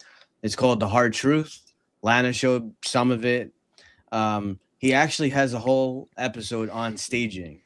I haven't watched every episode. I highly suggest. Turvey he's really brilliant guy. You got to hear some of the stuff. He's really a specialist, not just on forensic stuff, but on crime scene staging. And he actually says that 25% of staging, when it comes to be that a crime scene is staged or manipulated, that it's actually law enforcement. It's actually the cops that stage the scene. Right. I'm glad you said that. Like that's a high, and that's a high amount. 25% of very high. So for those of you who are new to this show, 1 is actually NYPD. We keep his identity hidden because he does not speak for NYPD. His opinions are his own. Right. But for those of you who don't know, this guy's got a 20+ year career in NYPD. He knows what crime scenes look like. He knows what's feasible and what's realistic. And he's telling you a staged crime scene staged by the cops is not outside of the realm of possibility. That's coming from a fucking NYPD captain. Listen when he talks. Now listen. Listen. What he's telling you. I'm sorry, 1. I just want to add one more thing. So is it possible? Because Turvey said the common room has signs of a cleanup. Things were wiped down. Is there any part of you that imagines the possibility that cops, along with the prosecutor, sat there for 4 hours and said, what are we going to go with? We know what this was. This was a drug hit. We can't fucking let that get out because this is an embarrassment to the university. It's an embarrassment to the cops that were supposed to be watching the house that night, and let the hit go down right over. So here's what we're going to go with. It was a lone killer. Let's wipe down some walls. Let's clean some shit up. Let's stage this in a way that looks like it was a fucking lone psychopath that came in. Yeah. Is that outside the realm of human possibility, or is it actually possible? No, I think it's a very strong possibility. And I think that's also goes along with why the house was torn down. It's not just like everyone's looking at it like, oh, we don't want what happened to come out, but it's more than that. It's that the staging was done, and probably I'd say they probably about 90% of that what was in that house was not even tested. Was all kinds of stuff. They wanted that house gone as fast as they could. Right. And I had asked him about that. I just want to go ahead. Yeah, No, I was just gonna say I had asked him about that, and that I will say, Chris, that was probably my big thing was the answer that was given about they wanted it back eventually. Yeah. No, and I think the only reason I think it's more than that. I think it's the answer. Fell a little flat. The answer fell a little flat. I think the only reason, I only think Ann Taylor went it was okay with it was because she felt that they had enough of the unknown DNA, I guess. But what a horrible mistake to agree with that. There was so much of that. Yeah. There's so much of that scene that was not processed. I guarantee it. They choked out the invest. I think they choked. I agree with him because I think that, and I even when Lana joined us on the verdict room this Saturday, she did. I blatantly asked her, Lana, who do you think did the cleanup? Who did this, that? She flat out said, I believe the cleanup was done by the police, by law enforcement, 100%. Period. That's what she said, and I'm like, well, Dago. I want to wait, DA. Let me just add to that because I was just going to comment on that. Yeah. Well, there's more, but go ahead. Well, sorry. Go ahead. Finish. No. There was just a little bit more because, and I immediately thought, and I had been thinking like, and I even said this to one, who is the best person to clean up a crime scene, to hide things? Law enforcement. They know exactly what to fucking look for, what not to, what should be there, what shouldn't be there. They know exactly what they should be looking for as they're cleaning it. So that's all I was going to add to it, JJ. I'm sorry. Go ahead. No, I didn't mean to interrupt. I just saw DA was about to jump in, and I just wanted to add one little thing. If a police officer was at the house right after the crimes were committed, they wouldn't want that to get out. No. If they were trying to not let that be known that had happened. Sure. So that goes kind of a piggyback on what we were all talking about, like why they would want to do that. 100%. Yes, Lucy, that's what I mean. Using their knowledge and law enforcement to clean the crime scene. And if you think about what Chris said, the way the spatter was on the walls, how it come down to like the crown molding. Jesus, I can't talk. Crown molding where the floor and the wall meet. It goes to that point, but there's not a damn bit of blood on that floor. There's no way that's possible. So you have to be pretty good at what you're doing and look for what you're looking for and know what you're looking for to do that, in my opinion. And let me be clear when I say this, because we're not anti law enforcement in this show. Obviously not. We're anti bad. I am. Right. I'm anti. No, I know you, sir. Look, you're one of the good guys. We're not anti law enforcement. We're anti bad cops, right? And you can even argue that they aren't even necessarily bad cops, because if they think they're doing the right thing, maybe some things got some corners got cut and some things got done because they thought that in the end it was the right thing to do. It doesn't necessarily mean that they were bad people. But look, there's a really strong argument to be made that scene was staged not by the killers, because here's the thing: the book makes it pretty clear. In my opinion, the book makes it pretty clear there was a cleanup effort in the main common room. No cleanup effort in either of the kill rooms, but definitely a cleanup effort made in the common room. And the question is, was that the killers that did the cleanup, or was it the police? And remember, when you think about that question, Brett Payne had evidence renumbered. Things had been renumbered. About 6 to 8 different pieces of evidence were renumbered when Payne came into the scene. So you have to ask yourself, is there a reason? And yes, Estes Crime Maze, if you're willing to come on, I'll send you the link in the chat. You can grab on and come up with. I had two other. I already put it in the things chat. to throw in. All right. Yeah, I got two other things.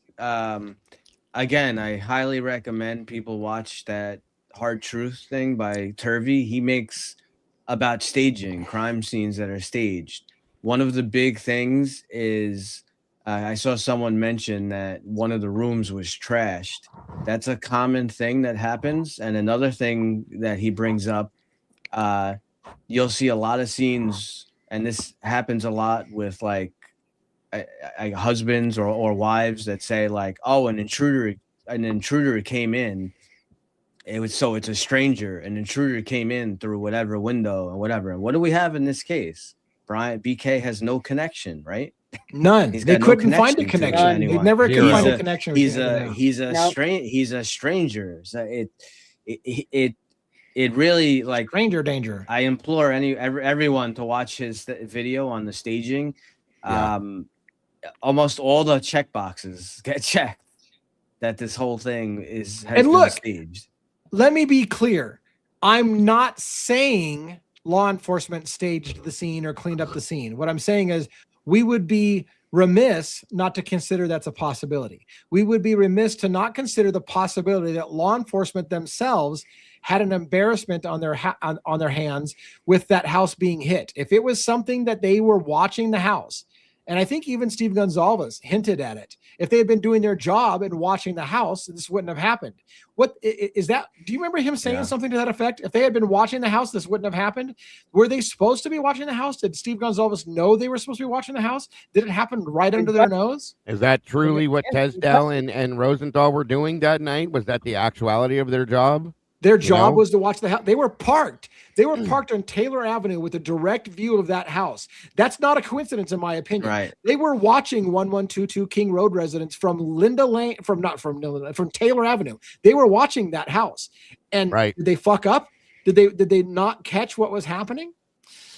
Estes Crime Maze, by the way, is backstage. We're going to bring him up in just a second. They were circling that area like all night too, Lee. So, I mean, what are you circling for in that specific spot? If you're looking for underage drinkers, people that are drinking in public, whatever the hell it is, why are you not going other places? You're staying in that one specific 2-block area circling the whole night. And why is your partner out of the car? Why is Tisdale and Rosenthal separated and they're texting each other about being out of the car? Where was your partner? Thank you. And Ann Taylor knew it. Ann Taylor knew this. That's why she wanted the cell phone records. 100%. 100%. I agree with that. She knew it. Let's bring up Estes. Estes, you're a little cut off at the top of your camera there. You got a little bit of the eyeballs. It's been a long time since we've seen you. How you doing, Jason Estes? Hello, beautiful people. That means Devil's Advocates, D.A. Lee, the beautiful, vivacious Robin, 1-1, Joe from Stay the Deep and Dago. Good evening, and it's great to finally be on your show. Thanks for inviting me on, and I love that you guys are bringing up surveillance, I think is the word, right? That's great. For sure. I tonight being a conspiracy theory type of night, it was kind of right in your wheelhouse. So I thought since I saw you in the chat, I'd invite you to come impromptu come on the show. How's your thoughts? Have you been watching the whole show? Have you got any thoughts about what we're talking about tonight? I haven't been. I should have been watching the entire show. Yeah, I have. Yeah, since 9 o'clock, this entire show. I feel bad that many episodes I've been out of the loop, as you know, not paying attention really to any true crime. I miss your show, so it's amazing to be on. But I did watch your interview with Christopher, most of that interview, not quite all of it. So it was very interesting. And I like a lot of the rebuttal that Joe brought up and asking some questions naturally about, a guest that comes on that has a book out, that has his background and some questions there. And I thought it was very fair. And again, I like you guys bringing up right now about surveillance, it looks like, of the cops, as we know, around that neighborhood. That's why I in part believe that maybe this never happened, as you know. So. Yeah, and for those who are not familiar with Estes Crime Maze, Estes was on the show on a regular basis as a part of our panel, and he's been a big person that kind of pushes what I would call, Jason would not say this, but what I would call a little bit more of the extremist comment, which is that nobody actually died in that house. It's a witness extraction operation. There, and I'll be fair. Like I've said before, it's a bit too much. I didn't go there, but we allowed Jason to entertain those ideas. And he still, to this day, I would think he still champions the idea that this whole thing was a witness extraction, that it was a big cover up. Why don't you share with us briefly your basis, your logic for why you think nobody actually died in the house and this was just a big witness extraction operation? Wow, I didn't think I'd get, there goes my light just as you asked that that important. That's awesome. Like the FBI is cutting off your lights, sir. They're like, that guy. Don't let him talk. You gotta talk to JJ's buddies. I was just gonna say that's JJ again. One of the bases is, guys, and I got to admit, Bertie was the first one that I know of to bring it up, and I talk about this in past videos on my channel. Is as you guys know, the U.S. Marshals, remember, moved all the so-called victims' boxes out, including Bethany and Dylan, right? The so-called survivors. So why do you have maybe one could. Maybe he has some speculation on this or facts behind this. You got U.S. Marshals moving this out. Even Bertie lives in a small town. He's never seen such a thing. And it says North American Relocation Services, my friends, right? And that company went down 24 to 48 hours later. And then the other thing, as you guys know, I brought it up like a broken record, and I'm not the only one to bring it up, but I repeat it a lot. None of the the people that were interviewed in front of the house, nor on the 911 call, they never mentioned blood. And, people will mention the photographs and this and that. But I think the first thing you would do if it was an extraction, as you know, would be to have fake photos and all that. So that can be explained. But again, North American Relocation Services, and the parent company, everyone, remember, was called SIRVA. SIRVA. Bertie found that out. They got a Schedule 48 DA, which allows them to work with the feds. Yes, they move refrigerators, SIRVA, and they do all kinds of different moves, but they also have that Schedule 48 where they can work with the feds to move confidential informants, right? Government assets, but very few people look into that avenue. So when you look deep, I think there's a lot of valid questions about potentially these beautiful students are alive. And as Bertie and I agreed on his show, that's the best case scenario. When you guys agree, if that's true, it's a positive. Estes, I would say I do agree with you. The 911 staged call there that was done in my history, and Dago will say the same thing. A lot of how you evaluate and a lot of how investigators figure out sometimes things that happen or people lying or try to reconstruct part of the crime scene is they go right to the 911 and how is someone reacting? How are they breathing? How are they talking? What are they saying? And you are absolutely right. In my experience, I've heard a lot of 911 calls. I've dealt with a lot of this stuff. Usually people will say, "Oh my God, there's so much blood. My friend's on the floor.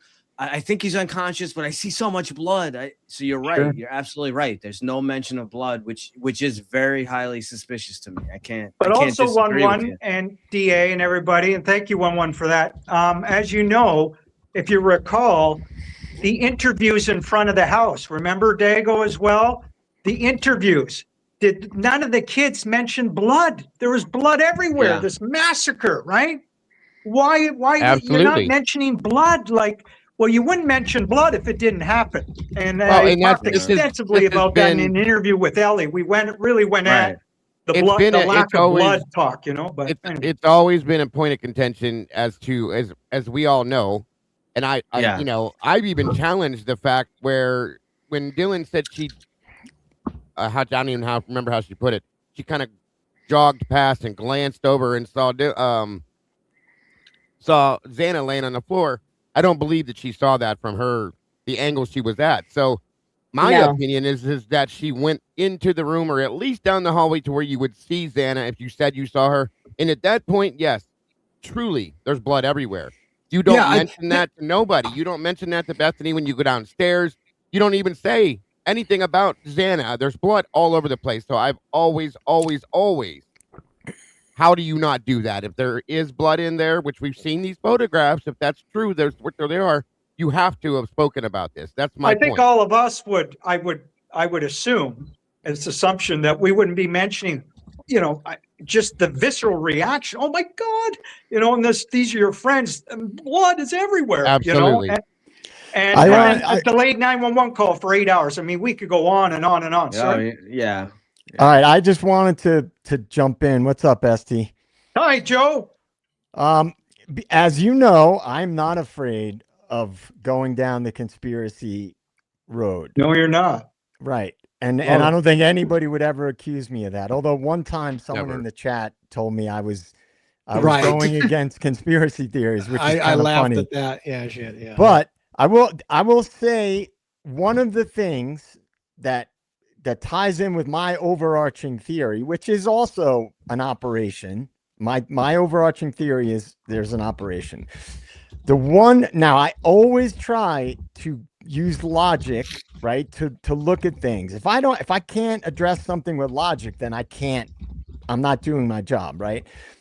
Now, if the that's just hypothetical, if the surviving roommates were given a narrative to push and they didn't want to say we saw blood all over the place, because then that would raise the question of the 8-hour delay. Well, if you saw blood, why did you wait 8 hours? So if in fact they saw what happened, in my opinion, there's no question. They knew exactly what happened. They saw the blood. They know. But but without getting into my theory too much, they had a contact person, in my opinion, that was related to things that were happening with that house specifically and an operation. And when shit went down, they called their contact way before the 911 call. And they were told, this is what we're going to say. This is what we're going to do. And they couldn't say in a 911 call 8 hours. It was probably more than 8 hours, right? Based on what we believe, if in fact what we believe happened. They would not say we saw blood everywhere, because then how would you explain waiting 8 hours to call 911? So that, I'm just saying, I don't rule anything out. So on the IDAHO 4, you can't. That's very interesting theory. No, I agree. I agree, and this is why we still entertain all the theories, because it's just absolutely. This is one of the craziest fucking stories I've ever seen. I did want to address this real quick because I've had it pinned for forever. Micro.153. When we interviewed Christopher Wickham, and we talked, and somebody questioned him about the marshals and Homeland Security. His response was, I've never heard about Homeland Security or marshals being involved. Now, let me clarify that for a minute. I will say, we all have questioned. We have all said for the longest time the cowboys were the marshals. Their badges looked like marshals. They and everybody had assumed that they're marshals. Now, when we did, I'm just going to be fair. When I did some research into whether the marshals were there, I couldn't find proof that the marshals were there, and it did look like the local sheriffs had a badge that was similar. So, do we know definitively that was marshals or sheriffs? But for what it's worth, it has long been. Look, I would challenge Chris on this. We know that that Homeland Security was involved, because Homeland Security interviewed one of the people when they were out of the area at the time. So they were involved, at least in that perspective. So when Chris says, I've never heard anything about Homeland Security being involved, and I'm not calling Chris a liar. That's not what I'm saying. I'm saying that he may not understand that Homeland Security definitely, according to the record, actually did have an interview with them. Whether the marshals were there or not, I'm not 100% sure. Are you convinced, Jason Estes, that was marshals and not potentially even, like, in keeping an open mind? Is there any possibility in your mind that was the sheriffs and not the U.S. Marshals? Well, you're the expert on this case, DA, in a lot of ways. So you've made me question now. Yeah, maybe there is a possibility it wasn't U.S. Marshals and it was sheriffs. I just assume the way U.S. Marshals operate, you know this better than me. You've talked about it briefly, the way they operate from county to county, involved in drugs relations, I can't even express myself properly there, sorry. But I think it most likely U.S. Marshals were involved if this was, like as Joe says, an operation. And I think they moved the boxes out, but you never know. Maybe it was sheriffs. Maybe we can verify that. That's something I think we should be able to verify that moving forward. But certainly you had, again, North American Relocation Services on the boxes. And never forget the parent company, Serva, has a Schedule 48, works with the feds. I think it shows it was most likely an operation. I truly believe those beautiful students, I will always believe, unless somebody could show me otherwise, that they're alive, you know. I will tell you this, Christopher, he's an interesting guy. He says he saw the autopsy. I don't believe that. I think Christopher's a nice guy overall, but I don't believe there was an autopsy done, because my theory says that they're alive. So I thought that was interesting. So real quick, I know Dago's got his hand up. If you don't mind, let me just do a quick thing. So first of all, I do think Christopher did see the autopsy myself, but I will tell you this, to your credit, I will say it was odd when I was at the courthouse in Boise, Idaho, at the plea hearing and the sentencing hearing. And I think it was at the sentencing hearing, not at the plea hearing, but I think U.S. Marshals were there. Now, you told me that. Now, awesome. Granted, I looked it up online, and it said it's not uncommon for the marshals to provide extra security, to help with extra security during a high profile event. And of course, Idaho 4 is you can't get much more high profile than this case. So were the marshals there simply for extra security? Or, as you say, were the marshals there because the marshals have always been involved in this case, because Brian Koberger himself was being protected by the U.S. Marshals? It's a question to ask. I'll be fair with it. It's a question to ask. And here's the thing, and again, with all due respect to Chris, when he was asked that statement, he basically put it out there, at least that's how I took it, was that he had not heard of any other agencies being involved besides ISP and MPD. I'm sorry. This was a multi-agency situation.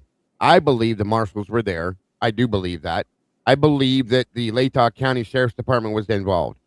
Moscow PD, the ISP, the Secret Service was involved. And remember one thing too, folks, that we always forget on this. A lot of people do, at least.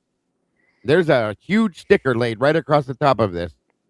Okay? A huge sticker that relates right back to and Homeland Security. I'm sorry, I forgot that one, but there is national security taped right across the top of this. And I've always wanted to know why. That's a big, in everything, certain things that have been FOIA'd, the answer has come back that it can't be responded to due to national security issues. Right. Why? That's all I want to know is why, okay? Because it's not in my opinion. I've been watching true crime and following true crime and recording true crime for years, even without a computer. I used to be the goofy guy with the pen and the paper writing things down, okay? So why is there a national security tag on top of this that has affected it in different ways that nobody seems to understand? Sorry about that. Right. If it's just a lone nutbag out there doing this, why does that involve national security? That has been a big question since we're doing this tonight. I'm good. Yeah. You know, I can bring this up because. Oh, sorry. I was just wondering, maybe one knows or maybe he doesn't, but would nationals, I'll ask the rest of you on the panel, you amazing people, if it's witness protection, let's just say theoretically, this theory's right, extraction removal operation, the students are alive, they're living their best life, a low profile life, of course, not on social media. Would that cover would national security cover that? Would that be appropriate to label under, this huge cover up as national security? Because, you've extracted the students, they're in witness protection. I don't know exactly the answer to that, but I was just thinking. Yeah, what do you think, Joe, on that? It would be. There's a couple of things. Again, I've said this a few times tonight. Most people know what my overarching theory is, that there was an operation that was already in place in that area, and that house was central to it. Now, I will say this: if there were CIs in that house, and again, I'm theorizing, we have information that suggests that there was. Yeah. Then, is there some kind of program in place whereby if the feds are attached to that operation, where they need to have marshals or something like that in place in case they have to extract people, and so they are in peripherally involved in that case, right? So that I'll say that, and then the last thing I'll say is, and I've said this for a long time, you guys are sick of hearing me say it, if there are national security implications and there is a operation involved, every single thing we've been told about the perpetrator, the witnesses, the suspects, this, that, the other, peripheral people involved could be a lie because it is covered under national security and we can't release the real information because it might compromise, what do they say, sources and methods that deal with national security. And a CI type of program, which there is a lot of evidence that can support that, would qualify as a national security thing if any of the federal agencies were involved, whether it be an extraction, whether it be a CI operation related to drug activity, a surveillance operation that was going on that was already in place. Those things would all fall under the, in my opinion, based on what I know, the umbrella of national security. In fact, one of the documents we got as a response to a information request said CIs would be one of the things by which they wouldn't have to respond to the request. It was like national security, CIs. There was a couple of others. DA, I love it. And at the same time, they're trying to bust as part of that national security, perhaps, right? We all know, high level gangbangers and cartel members. And we saw that play out, as you know, with the huge gang bust, a few months after Idaho 4 and before that, right? Yeah. It was in February. I covered that just last week again because of my theory on what happened with the whole thing. Cool. It was the video I showed, the Jesse James Bailey situation where I think it was the Sinaloa cartel and the area Knights come together and all that shit went down. So, and I wondered, is that where the national security thing comes from because of that situation, or is it something different? Sorry, That's go ahead. interesting. The $1 million question has to go when we're kind of on the conspiracy theory angle is, if this had to do anything with the Sinaloa cartel, if it had anything to do with fentanyl running through the universities, if it had anything to do with the drug hit, why, unless you think it's a lie, was Kaylee Gonzalez considered by Dr. Turvey, a rage kill and an overkill and obviously the target? That was his conclusion. She was a rage kill and overkill, and Maddie was posed with Kaylee. So now again, Estes would say, well, nobody actually died, so that whole thing's bullshit. But if you take for a moment that she did have more significant wounds, how does this factor into the drug cartel angle or anything to do with the drug hit, unless she was a CI and snitched on the trafficking of drugs? You guys have a thought as a panel? Great question. Well, what if she was the CI? She could have been the CI, and would that have been the reason for the rage kill on Kaylee? Let me throw something at the wall and see if it sticks real quick. Something I've thought about. So, let's say, purely hypothetical. What if Kaylee was the CI? We heard in an interview with Bethany or Dylan, I always get it confused, that she was at one point looking up RSOs in the neighborhood, and they found one down the street, whatever, so on and so forth.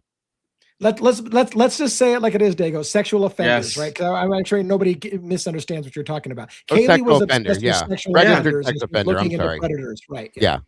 Anyway, but yeah, registered sex offenders. My apologies. That she told, I can't remember which girl it is. I don't know why I get that confused, but one of the two, she told them she was looking up registered sex offenders in the area for her job. What if that's not what she was doing? That she just put that on as a cover for what she was doing because she didn't want anybody to know what she was doing? What if she was looking into something else or something to do with that, what we were just talking about per se? And that way they wouldn't suspect her of anything that may have been going on. I don't know. I'm just giving you a little theory here. So at that point, what if that was the case in turn? And that is where this come from. And as you were just saying, DA, the bodies were staged. We know that already, okay? The girls were positioned in the princess pose and the other things. They were made to look as though they were snuggling, or I think that's how it was stated. Yeah. That to me, and then there were the signature injuries that were on both the girls, 4 of them, if I'm correct. If I go by that 4 wounds, yeah, four wounds, injuries, wounds. Yeah, I'm sorry. That are they sound to me between that, the posing, the staging? It sounds like a message to me. Okay, like somebody is trying to send a message with what you're looking at this point. So if you relate that to somebody, and I'm not saying I believe this is a professional hit from a cartel or something like that, because I don't think they would have done it like that. I think it would have been bing bang boom, you're done. You know. Before I forget, let me talk about the signature wounds. And I know this doesn't fit into Jason Estes' theory. And with all due respect, let me say this: if the girls did die, and if Kaylee and Maddie received signature wounds and they were both cuddled together and posed together by the killer to send a message, it makes you wonder if the rage was really against Steve Gonzalez. Because think about this. Steve has always treated Maddie as one of his own daughters. Many people say he talks more fondly about Maddie than he does Kaylee. So did somebody take out both of the girls that Steve Gonzalez would hold as his daughters, plural, and take them both out to send a message to Steve Gonzalez? Is there any part of us that thinks that this was a message to Steve? Well, I just wanted to first comment on what Dago said, and then talk about the signature wounds. I believe that I have read in the past that one of the things that cartels do, and please correct me if I'm wrong or chime in if you've heard this too, when somebody snitches, that they slit the throat as like a symbol of a mouth, like somebody that talks. Talking, right. Somebody that talked, yeah. And I've read that. I've heard that. I know I've heard that. I can't verify if that's the real it is narrative or not. And so the rage part could be that it was somebody that was sending a message to others that in the area, that this is what happens if you work with the authorities, right? And so that, to me, it could be, and this is, by the way, covers whomever they're trying to send a message to, right? It's whoever they're sending that message to, that could be symbolic of that. And they each had two, I believe. Yes. Of those, right? So to me, that is a very specific thing, and you wouldn't do that overkill aspect unless you were trying to send a message. So don't forget, JJ, too. I don't mean to interrupt you, but don't forget what I called to be the distancing that I pointed out between everybody that would normally be in that house, in that circle around those people. Convenience just was not there that night. Yeah. As if they were told to stay away. You know what I mean? They went to bed early. Yeah. 8 o'clock at night in college, 20 years old. You're going to bed at 8, 9 o'clock at night. After a game night too, right? Yeah. After a game. Yeah, right. It's just very weird to me, is all I'm saying. Yeah, no, I agree. And again, now if I will address Mama D, I agree. Like when I hear signature wounds, to me that's meant for other people to know about it. Yeah. That this is what happens.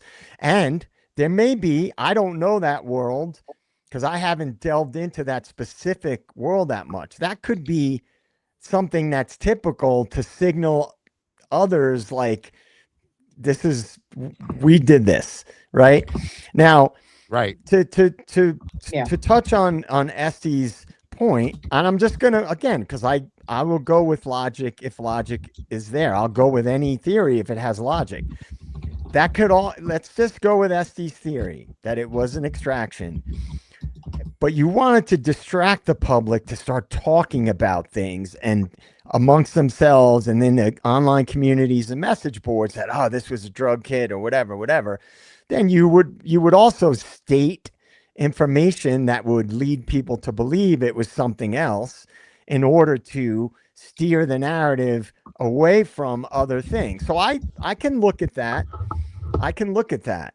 You know, I have sort of, based on a sort of like a aggregation of all the different information, I've shifted away from the extraction theory. Not because I don't think it's possible or that that stuff happens. We know it happens. They wouldn't have a program in place if that stuff didn't happen. It's been happening for decades. Whatever the case is, my overarching theory is that there was an operation involved and that Brian Koberger was presented by the feds into the case as someone to facilitate covering up what really happened.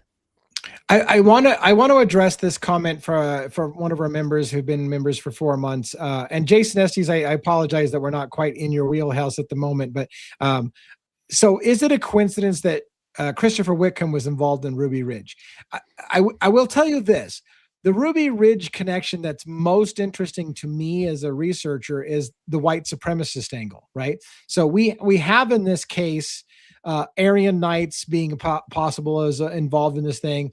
Ruby Ridge was essentially supposedly a story of a white supremacist who kind of went sideways with the government, and there was a huge standoff on his property, and it resulted in the death of him and his brother and his wife. So I guess that's what you're asking when you ask this. Whit James asked this question: is there a coincidence that he was involved in Ruby Ridge? Well, if this has to do with Idaho white supremacy, then you start to ask yourself, well, is it a coincidence that Christopher Wickham was involved in Ruby Ridge, a white supremacist issue, and now he's involved in Idaho 4, white supremacist issue? I don't know.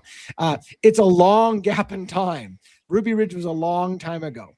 So is there a connection? I don't know. I mean, Estes, you haven't talked for a while. What do you think? I mean, I know. What do you think about that? Is there any kind of possible connection between, Christopher Wickham being involved in Waco, being involved with Ruby Ridge in particular, and now getting involved in writing a book about this case?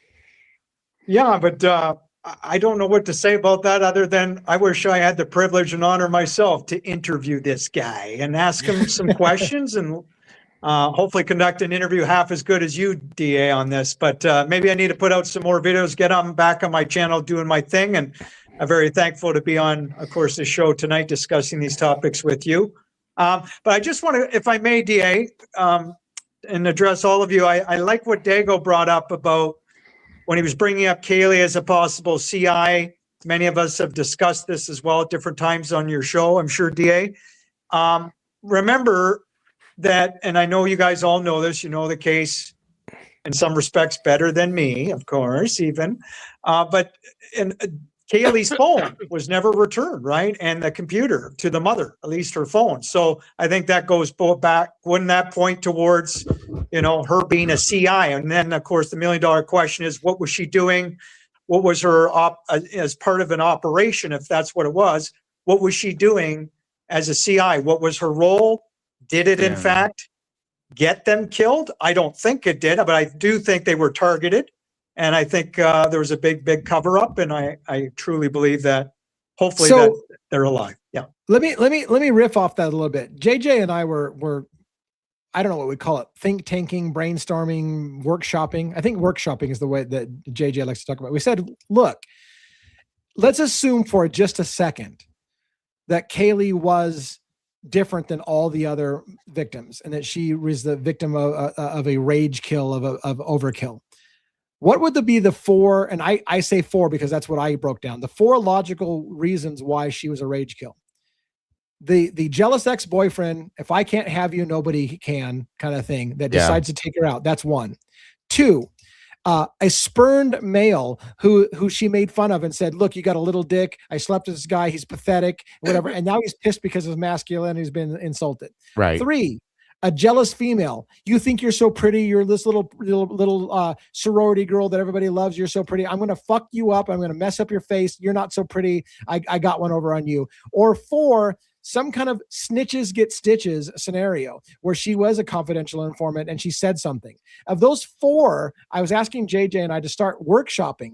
What does all the evidence show us as, do any of the what we know about this case rule out being realistic, that it was a jealous ex-boyfriend, that it was a humiliated male who got humiliated, that it was a snitches kind of thing, or a jealous female? Is there anything that rules out any of those to you? I think, if I may say, the fact that all four were, if you believe they were killed and or targeted, I don't believe the boyfriend, reason, logic, common sense, I don't think he could do that. Maybe you guys disagree. I think it would be very unlikely he could pull that off, that evil off. So I think it would, maybe the fourth one would be more applicable. If you guys want to, of course, say your piece after me, is the snitches with stitches, that expression.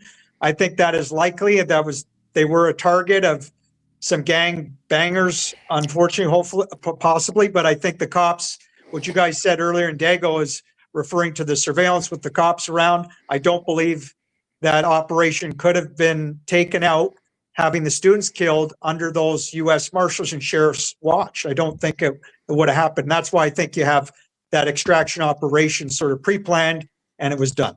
One more thing I wanted to throw into the mix too that I just remembered, just sitting here right now. If Kaylee was the CI situation type thing, okay.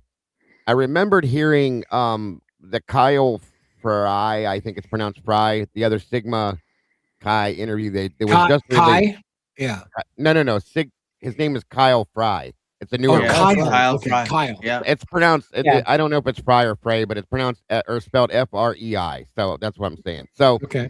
He makes a comment in the interview about he was supposedly Ethan's best friend, about being at the house for different things. And he says it more than once. That Kaylee, when she was at the house, if he was there, they were having parties, Kaylee would stay up in her room. She would never come downstairs and interact with them. And I just, it just clicked with, like, it just made me wonder. It's odd. Is she staying like out of the mix because she's outgrown it, which is possible too. Okay. Or is there something else to that? Is that why she was staying away and would not interact in those situations? And do you have any feelings on that? May I ask Robin? You're the woman, of course. Maybe you can relate easier than us guys. Well, it really just depends. Maybe there was someone there that she did not like, or maybe someone who was, a little too attentive to her, and she didn't want to have to deal. As a woman myself, yes, I have had to deal with my share of, that kind of thing. So you do tend to avoid situations where that person will either be there or could show up or whatever. So if that is true that she did stay upstairs, it could be as simple as that it was a situation she didn't want to see whoever. It could be that, or was there more of a reason that she would stay away from certain people? Maybe because, as we all know, when a lot of people pick up body language, was it to okay, if we're going to go down the CI route, was it because she wanted to make sure that no one realized who a potential handler, partner, whatever contact would be, if there was too much interaction between them? I'm gonna throw a poll out, because I gave you 4 theories before, and I'm gonna throw a poll out just to see what people think. And I don't know if Dago has time or wants to throw it on his side. The poll question is this: if Kaylee, that's if, so just we'll go with that for logic for the minute. You don't have to say that you do think it's Kaylee, but let's just go. If it was Kaylee, if Kaylee was the target of a rage kill, what was the motive? Option 1, jealous ex-boyfriend or lover. Option 2, humiliated male, i.e. the little dick thing. You got a little dick and I'm humiliated, so now you need to get fucking, whatever. The jealous female, you're so pretty, I'm going to fuck you up because you're not as pretty as you think you are. Or the snitches get stitches. That's my 4 options. Give me the 4 options one more time. Jealous ex-boyfriend or lover. Okay. A humiliated male. This guy's got a little dick. I slept with him and he's pathetic. Okay. Jealous female. You think you're so pretty, I'm going to take away your beauty because you humiliated me. You're not so fucking pretty, kind of thing. And finally, snitches get stitches. Some kind of drug thing where she talked and she said shit that she wasn't supposed to say. And after you get the results, I wanted to give my comment about the different theories. Right. Don't mention the little dick theory again. That's ridiculous. Let's fire that poll off. And then we're off. Okay. I mean, no man would commit murder being fucking mocked for having a little dick, right? That's not realistic. I certainly hope not, man. us men are in deep trouble if that's the case. I think all men gauge themselves on their prowess that way, but let's see. But not taking out on women murdering in a 6'4". I don't know if you had a female cocking around town, but this guy's pathetic. Don't date this guy. He's fucking pathetic.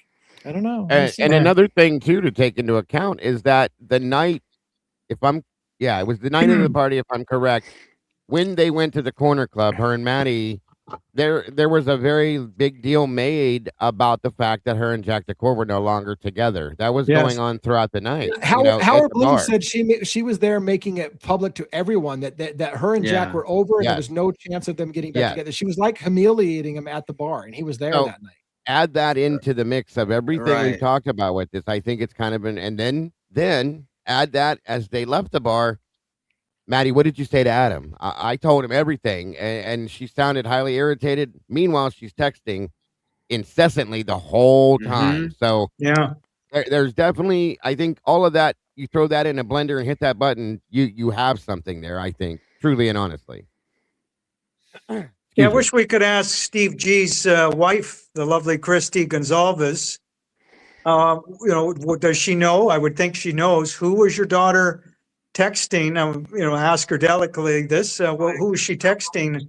That night so much. I think it was dead, most likely. But pardon? I got the impression that Kaylee was pretty separated from her family. I'm not sure she was super close with either Christy or Steve. Right. Let's go ahead and end the poll. Are you ready to end? Are you ready to end the poll, Dago? Yeah, 1 minute. Okay, yeah, go for it. All right.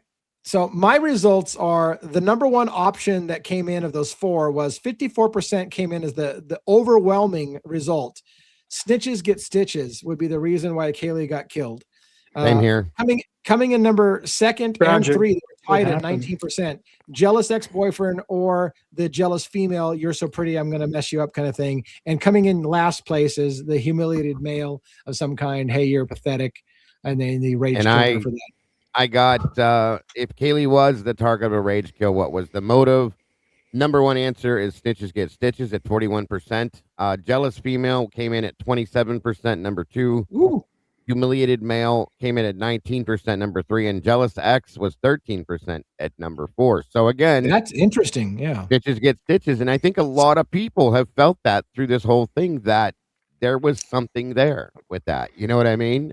Plausibly. So, good poll in some aspect. I agree. And when you think about Kaylee getting the brunt of the attack.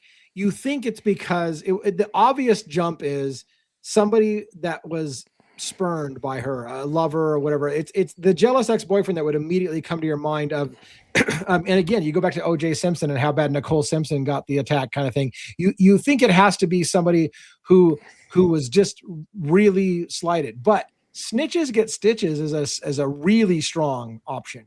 I wanted to say about that. So I have to look at the totality of everything. And in my opinion, of all those things, first I'll go jealous ex-boyfriend or whatever, blown off male that she was involved with. I don't think that would facilitate a cover up. Some random dude who was like a rage killing because he got embarrassed or humiliated. I don't think that would facilitate a cover up. A jealous female. I don't think that would facilitate a cover up. To me, the only one that would facilitate a cover up, if they were covering up something that happened related to a CI because of operations that were going on in that area.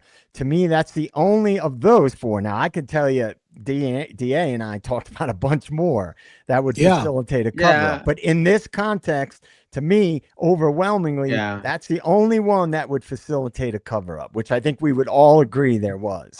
I do. And I know you want to talk one, so I apologize. Give me just a moment. That's okay. I agree, JJ. When we were talking over all the options, all of the things, jealous ex-boyfriend, even a theory we didn't talk about. Dylan was humiliated and daddy came in and had it taken care of because his daughter was humiliated and he fucked up people. Any of those theories, it makes no sense why the Moscow Police Department would involve themselves or the FBI would involve themselves in a global cover-up of this nature for a jealous ex-boyfriend. There's no reason, but if it has to do with snitches get stitches, and you've got a task force, a drug task force that are looking for much bigger fish than these small fish in a house, then you could say there could be a cover up to hide what was the real intent of the murders, and I could see that as the only real option that involves the possibility of a cover up and people lying about what happened because it has to do with a much bigger drug task force. Do you think 1-1? I have a question for 1-1. Well, yeah, go ahead. Thanks. If some cops, wait, what was the question I'm trying to ask here? Sorry, I think I can do it. Do you think as police officers that would we ever find out from them? Would any of them ever talk? And would we ever find out through the grapevine if in fact, as DA's alluded to, that maybe this was a cover up and the cops were, maybe they were embarrassed perhaps that it happened on their watch. I think DA said that in so many words and other people. If that's the case, would we ever know? Do you think any of the cops could talk and tell the truth of what as they see it? Real quick, mods, put that last comment back up. I want to answer. I don't think that happened personally. When one gets done, if it did. Yeah. Go ahead. Yeah, it definitely could. And I think, like there's definitely strong possibility like the CIA angle, but again, this was like I've stuff that I know that's happened at my job over the years. I definitely could see an angle there as well. It could be two things at one time as well. I do think there's something there between possibly Rosenthal and whatever, one of the girls. Doesn't necessarily have to be Kaylee. Right. It could be whatever, someone in that house, and they're and they don't want anyone knowing that there was some kind of, think of how embarrassing it would be for the politicians, the police department, if someone there had some kind of relation. And there's all kinds of stuff, Lee kind of covered it a little bit. There's an extortion charge from Pennsylvania.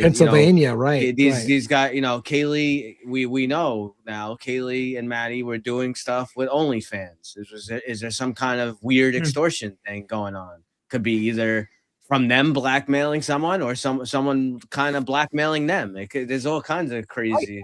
Definitely, yeah. It must be so easy for Nancy Grace and Ashley Banfield and all these people on mainstream media that say Brian Koberger did it. He's the guy, right? They don't get into our amazing conspiracy theories.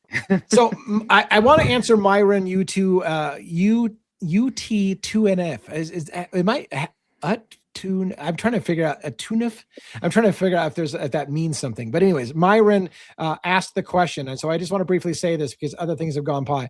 I think Ethan was banging Kaylee on the side, and Jack found out about it. In the book, in the book Broken Plea by Christopher Wickham, there was a brief, like one sentence that said at some point during the night, Ethan and Kaylee were on a couch together alone when nobody else was there. And then I asked the question, and this is a huge logic jump, but here's the thing. Listen to this. Kaylee came into town on Friday night. She had been out of town. She had been not staying at that house for weeks. She came back to that house Friday night. There was an argument that Kaylee was going to be moving to Texas, and this was kind of a coming back to hang out with her friends one last time before she moved away. There's indication that Jack DeCour, her former ex-boyfriend's vape pen, was left in her room, and the photographs show that vape pen was on the bedside next to the bed, on the side of the bed that her partner would have slept on. In other words, Kaylee was on one side of the bed, the vape pen's on the other side of the bed. Did Jack DeCour hook up with his ex-girlfriend on Friday night? Now follow the logic. If Kaylee Gonzalez comes in for her last fling in town, and she's looking to get laid and have some fun on her last weekend. She hooks up with Jack DeCour on Friday night. He leaves his vape pen there. She tells him later on, you can come back and get your vape pen. And then she hooks up for a booty call. Remember, Jack DeCour said, well, maybe Kaylee was trying to get a hold of me that night. I think she was just looking for a booty call. What if Kaylee was looking for some booty calls on her last weekend in town? And what if Jack DeCour turns her down? And then what if she goes out to the bar that night and she turns into an ex-boyfriend? That was another allegation. She had reached out to an ex-boyfriend that she was hooking up with, that she was sleeping with, and he turned her down. He said that he had another date for the night and he turned her down. She was hitting on other people at the bar. This is, by the way, not me just making conjecture. This is actually on the record that Kaylee was making advances and asking people to hook up for the night, and they were turning her down. Did Kaylee kind of go on a quest that night? Now the question comes up with this user. What if Kaylee hooked up with Ethan that night? What if she had been turned down by Jack? What if she had been turned down by an ex-boyfriend that she took up? And what if she just decided, I'm getting laid this weekend and I'll go to Ethan? I don't fucking care. Now, I'm not trying to besmirch Kaylee. I'm asking for a think tank. Was Kaylee trying to hook up with someone? And did she reach to Ethan to hook up? Is there any scenario in your mind that says that Kaylee got caught hooking up with Ethan in the bedroom and Xana walked in on it and that whole thing went to shit? Is that just completely? I don't think so. I'm not saying it is. No, I don't think so. I don't. Well, and you remember Stacey Chapin came out like almost immediately and made sure she got in front of the whole love triangle thing and the drug thing and all that, and to push that out of the picture as quick as she could. So there in turn, it could be one of two things. I don't believe that, but if it was, they were trying to get that out of the picture right away, in my opinion. So, and for the record, I don't believe it either, but it's a question that came up in my mind. Like, if you follow the logic that Kaylee might have been coming back to have one last wild weekend and hooks up with her ex-boyfriend and maybe an ex-boyfriend and other guys at the bar, is any part of that murder involved with her activity that weekend to just have her sowing her last oats before heading on to Texas? Doesn't the evidence show really that her real priority, I thought, that night was just hanging out with Maddie and having a good time, I thought. But that's what her mother claimed, was that she wanted to take the new vehicle show it to Maddie and hang out with her friend one last time. That's how I took it, yeah. And that's pretty precious. And Xana and Ethan, I think, had, by all accounts, what we know of anyway, a very solid and precious relationship themselves, right? So, well, again, I bring up the question of why was that two little snippets of that really controversial text message dropped into the book that we never heard before, but oh my God, not addressed at all. JJ, let me riff on that huge. For those who don't know. Chapter 9, I believe it was.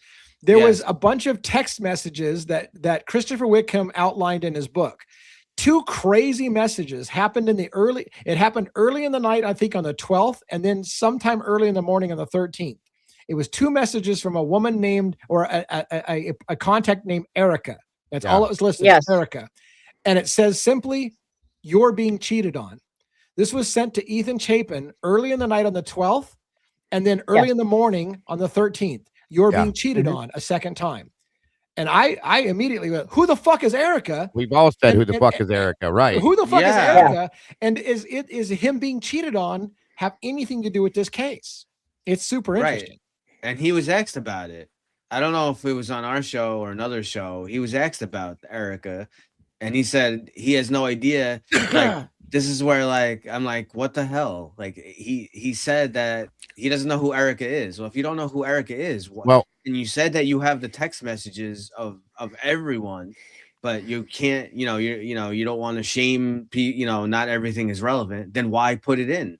Exactly. Why put those? And then to me, that's shaping that. To me, that's like shaping a narrative. Exactly. And then, at the beginning of this, in the first, you're good. At the beginning of this, the first chapter, they play to the point that Ethan was like their first suspect, like the very first suspect. So, what were they looking at and seeing that we haven't seen with this at that point in the beginning to make them say or even think that, for that matter? You know what I mean? Was there a whole thing that they saw? Look, one could logically say that the killing started with Ethan. one could logically say that Could- look, could if you're a killer, are you not going to take out the big fucking 6 foot tall fucking athletic guy first? Right? Yes, you would. Yeah, right. Of course. So Definitely. if it started with Ethan, and Ethan's getting a text message about you're being cheated on or whatever, how do you not know the answers to those questions? You know what I'm saying? Yep. Right. Oh, that would also be a really tasty distraction, wouldn't it? So Yes, Jen, it would. yes, it Yes. would. Jen S, you're right. You're right. To your logic, like, was that a distraction in the book? Lee, is it okay to give a spoiler? Yes. I just want to be respectful for those who have not read it. Yes, absolutely, Jen S. That book is out there in the public now. I realize, to be fair, some people haven't been shipped their copy of the book. Amazon hasn't shipped it yet. Barnes & Noble is selling it on the shelves. Lots of people 4 have seen the days. book. At this point, it's open. The publisher has told us, go for it. The book's been leaked. We've lost containment. Jen S7 Yeah. says, I get that Erica's confusion, but law enforcement never followed up on who that is. So I don't know. You're right. That's the problem. Yeah. How did law enforcement But why not even want to include it? know why he's being texted, you're being cheated on? I don't why think that's- include it. And why I don't think put it that's in the real book? name. I think that's Yeah. another name that was used. Totally Yeah. agree. Right. In that interview, DA, I didn't watch again the entire interview yet with you and Christopher, but I guess I'm missing the biggest part of that interview is what was his justification as to how he got the right to go into the autopsy room and apparently see Ethan, he claims, a hair in his hand. Well, I think I was hearing him say. How the heck Photograph. did he do I that? will explain that. I will explain that. Sure. Christopher says in the beginning of the book, he's a former FBI agent. He I heard said that. that people with desire for justice and truth and transparency have leaked to him information, and that he has seen the entire prosecution's discovery files. So he said it's a leak. He has insiders, maybe former colleagues, I don't know, who gave him the full discovery because they themselves said, Chris, you need to look at this case. This case is fucking wrong. This case went wrong somewhere. You need to look at this. So he claims in the beginning of the book, I have inside sources and I have been able to see the entire discovery. And so he says, I saw for myself the crime scene photos. I saw the photos of Ethan at autopsy. I've seen the wounds of them both in situ, meaning like when they found them, and also at autopsy. So now you could say he's lying. I don't think he's lying. I think he did see those things. I think he was leaked for whatever work. I think he got access to all those files and has seen it with himself. Now, the problem is because we can't verify it with receipts. We haven't seen it for ourselves. We have to take his word for it that that's what it really shows. But that's thanks for that, DA. Because I guess that's why it's hard when you join in and partway in a conversation or interview and you don't see from beginning to end. Because for some reason I was visualizing, is he saying that he was in the autopsy room? That's what I was thinking he was saying. I'm thinking, no way. He was given discovery. He was given the entire prosecution's discovery files. Gotcha. What little I think he knows, if he's really being 100% honest, and some people might think I'm crazy on this, I stick to my theory. I think when he was saying Ann Taylor, was tried her best, and the prosecution and the cops, I think the defense were largely in on this cover-up. They tricked me for a while, but I think there was a lot of people involved on a cover-up, and they had their own reasons to do it. I'm not saying that they didn't have their own reasons, but so.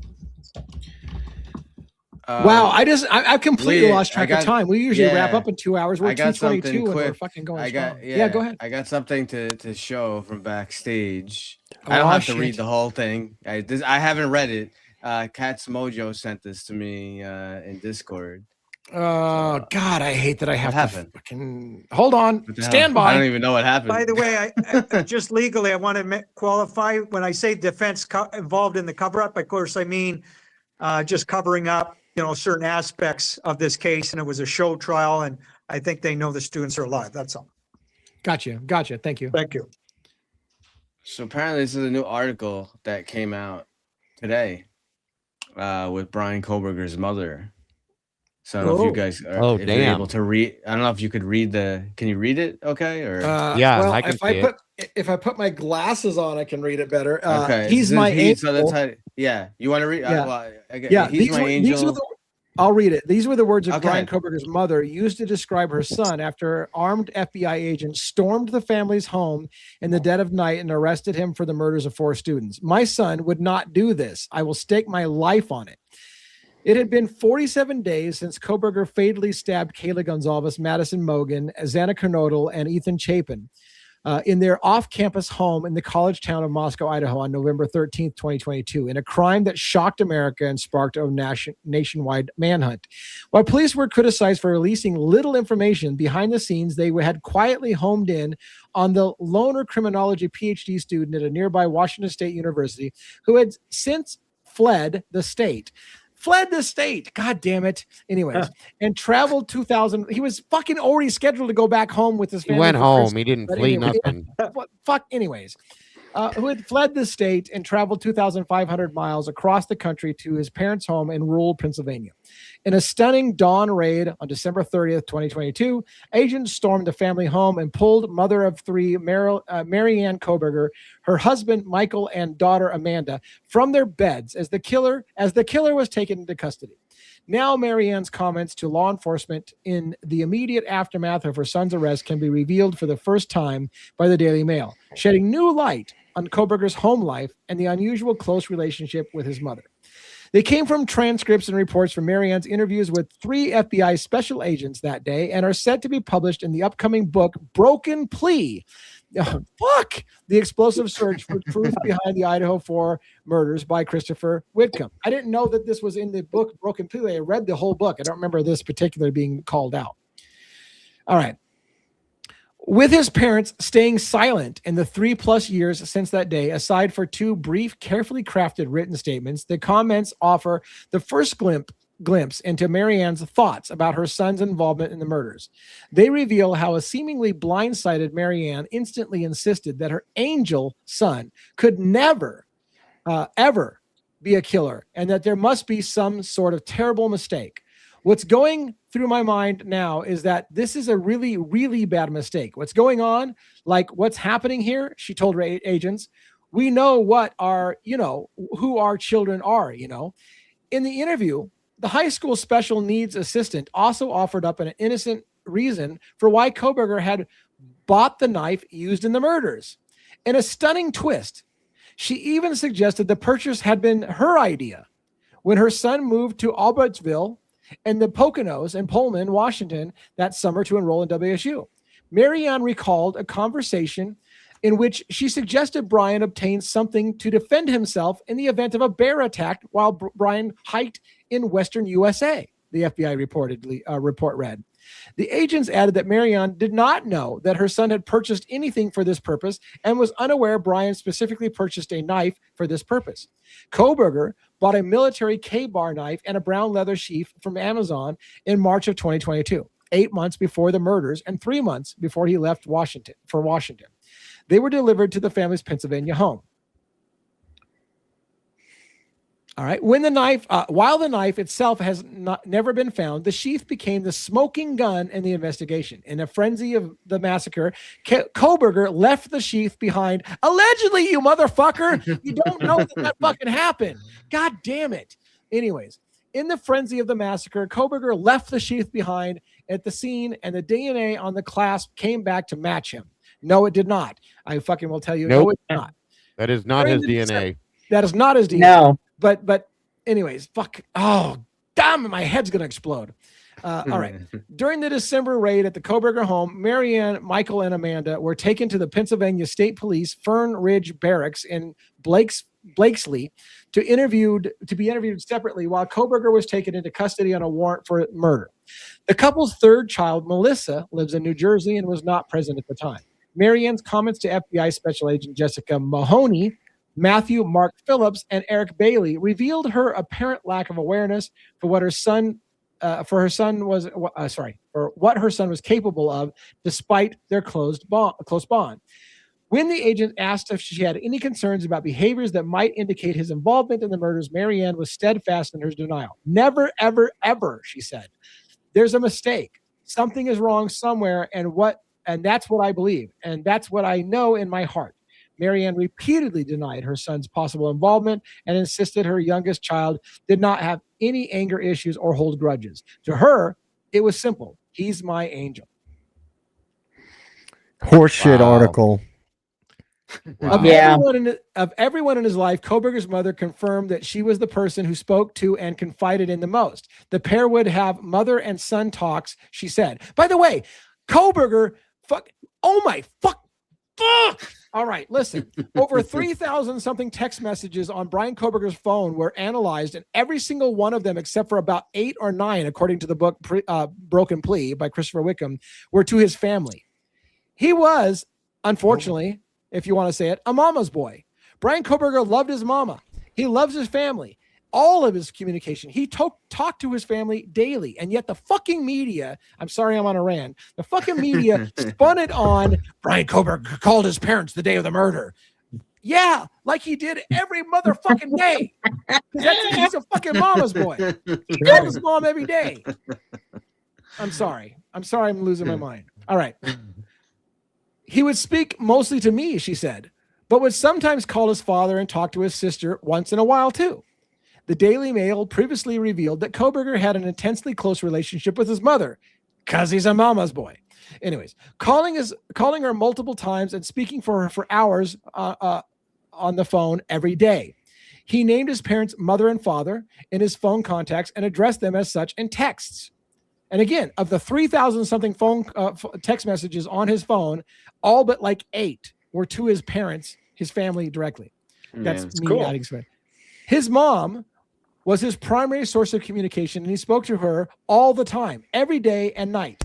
Heather Barnett, a forensics expert who analyzed electronic devices for the state, told the Daily Mail. Calls from Kohberger to his parents would often begin as early as 4 a.m. Oh my God, Brian Kohberger called his parents at fucking early in the morning, like he fucking did every day. Every fucking day. This is what, I'm sorry. He was alone 3,000 miles away from people he had never spent his life away from. So what the hell do people expect? Finish this article. It's outrageous. I'm sorry I'm yelling so much. All right, let's calm the fuck down. Calls from Kohberger to his parents would often begin as early as 4 a.m. and would end very late at night. Kohberger called his mom just 2 hours after his killing spree at around 6 a.m. on November 13th, speaking for 36 minutes. Marianne does not appear to mention the call to the agents. Oh my God, that must be suspicious. All right, let's continue. You gotta scroll up because Rhonda's text message is covering up that screen. Thank you, Rhonda, by the way. I love you. All right. Despite being the person that he was closest to, Marianne's interview revealed there was a lot that she did not know. Am I going to get through this article or am I going to have an aneurysm? Kohberger's move to Washington that summer marked the first time that he had lived outside of the family home. As far as she was aware, he had adapted well to the move, seemed happy, and had been making friends, according to the transcript, though she didn't know the names of them, a lot of them. Oh, by the way, let me fucking remind you, Brian Kohberger didn't make any friends. He was a fucking incel. He was a loser. He had no friends. So I guess his mom was misinformed that he had friends. Anyways, in reality, Kohberger's time at Washington was tumultuous. At WSU, at least 13 formal complaints had been made against him by other students in criminology program, with classmates and professors describing him as sexist, creepy, and exhibiting stalker-like behavior. Bullshit. He was fired as I know.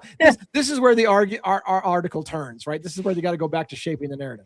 He was fired as a teaching assistant and lost his PhD funding when he returned home for the holidays in mid-September. Wait a minute. Returned home for the holidays? I thought you fucking said he fled the state. Which one is it? He was a fugitive. Did he make up your mind? Freaking bipolar fucking ass reporters. I'm going to lose my mind. All right. Yet, when asked if there was any concerns about his time at WSU, Marianne told the agents there weren't, adding that he just finished the semester with a 3.8 grade point average. I'm adding the grade point average. Outside the classroom, he had struggled to interact with people and women.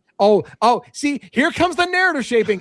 Brian Kohberger had problems associating with women. Right. Yet when asked if there were any concerns about his time at WSU, Marianne told agents there weren't any, adding that he just finished the semester with 3.8. Okay, sorry, I read that. Outside the classroom, he had struggled to interact with people and women. This didn't come from his mom, by the way. This is their fucking narrative. Who encountered him later and described him as bizarre bizarre, socially awkward, creepy behavior. He doesn't have any girlfriends right now, Marianne said of possible romantic interest, adding that he had a couple, not a lot, in the past. He was not a party animal, not a drinker, but just a regular guy who liked running, being outdoors in nature, and she told the FBI. All right, let's continue on. God damn it, this is a long article. It's almost done. All right. When he returned home for the holidays, nothing seemed out of the ordinary, she said. Kohberger had been happy to see his family dog, Scout, who he called his Bubba, or Bleeben, and largely spent time with the family, she said. Marianne described her son as a homebody who doesn't have a big group of friends. He touched, because he's a fucking incel and he has no friends.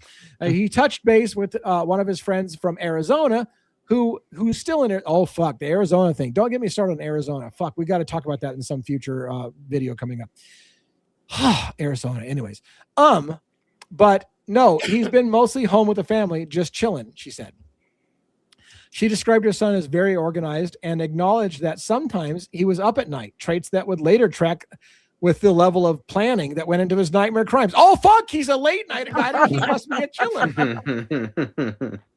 At another point, Marianne voiced concerns about the impending media coverage once news of Kohberger's arrest would break. So now my son's face is going to be plastered all across the country? Based on her comments to the FBI, Marianne believed her son was innocent and that his arrest for the murders of 4 young students was nothing but a really weird, catastrophic mix-up. This is a nightmare. This is an absolute nightmare, she said at one point. It is. It is a nightmare. All right, we are almost done. Yeah. After fighting the charges from, I had no idea why we're getting into this long of an article, you son of a bitch. Anyways, after fighting the charges for more than 2 years, Kohberger suddenly pleaded guilty to 4 counts of first-degree murder and 1 count of burglary in July, weeks before his capital murder trial was set to begin. And by the way, very shortly before the jury was starting to be selected. Under a plea deal, he avoided the death penalty.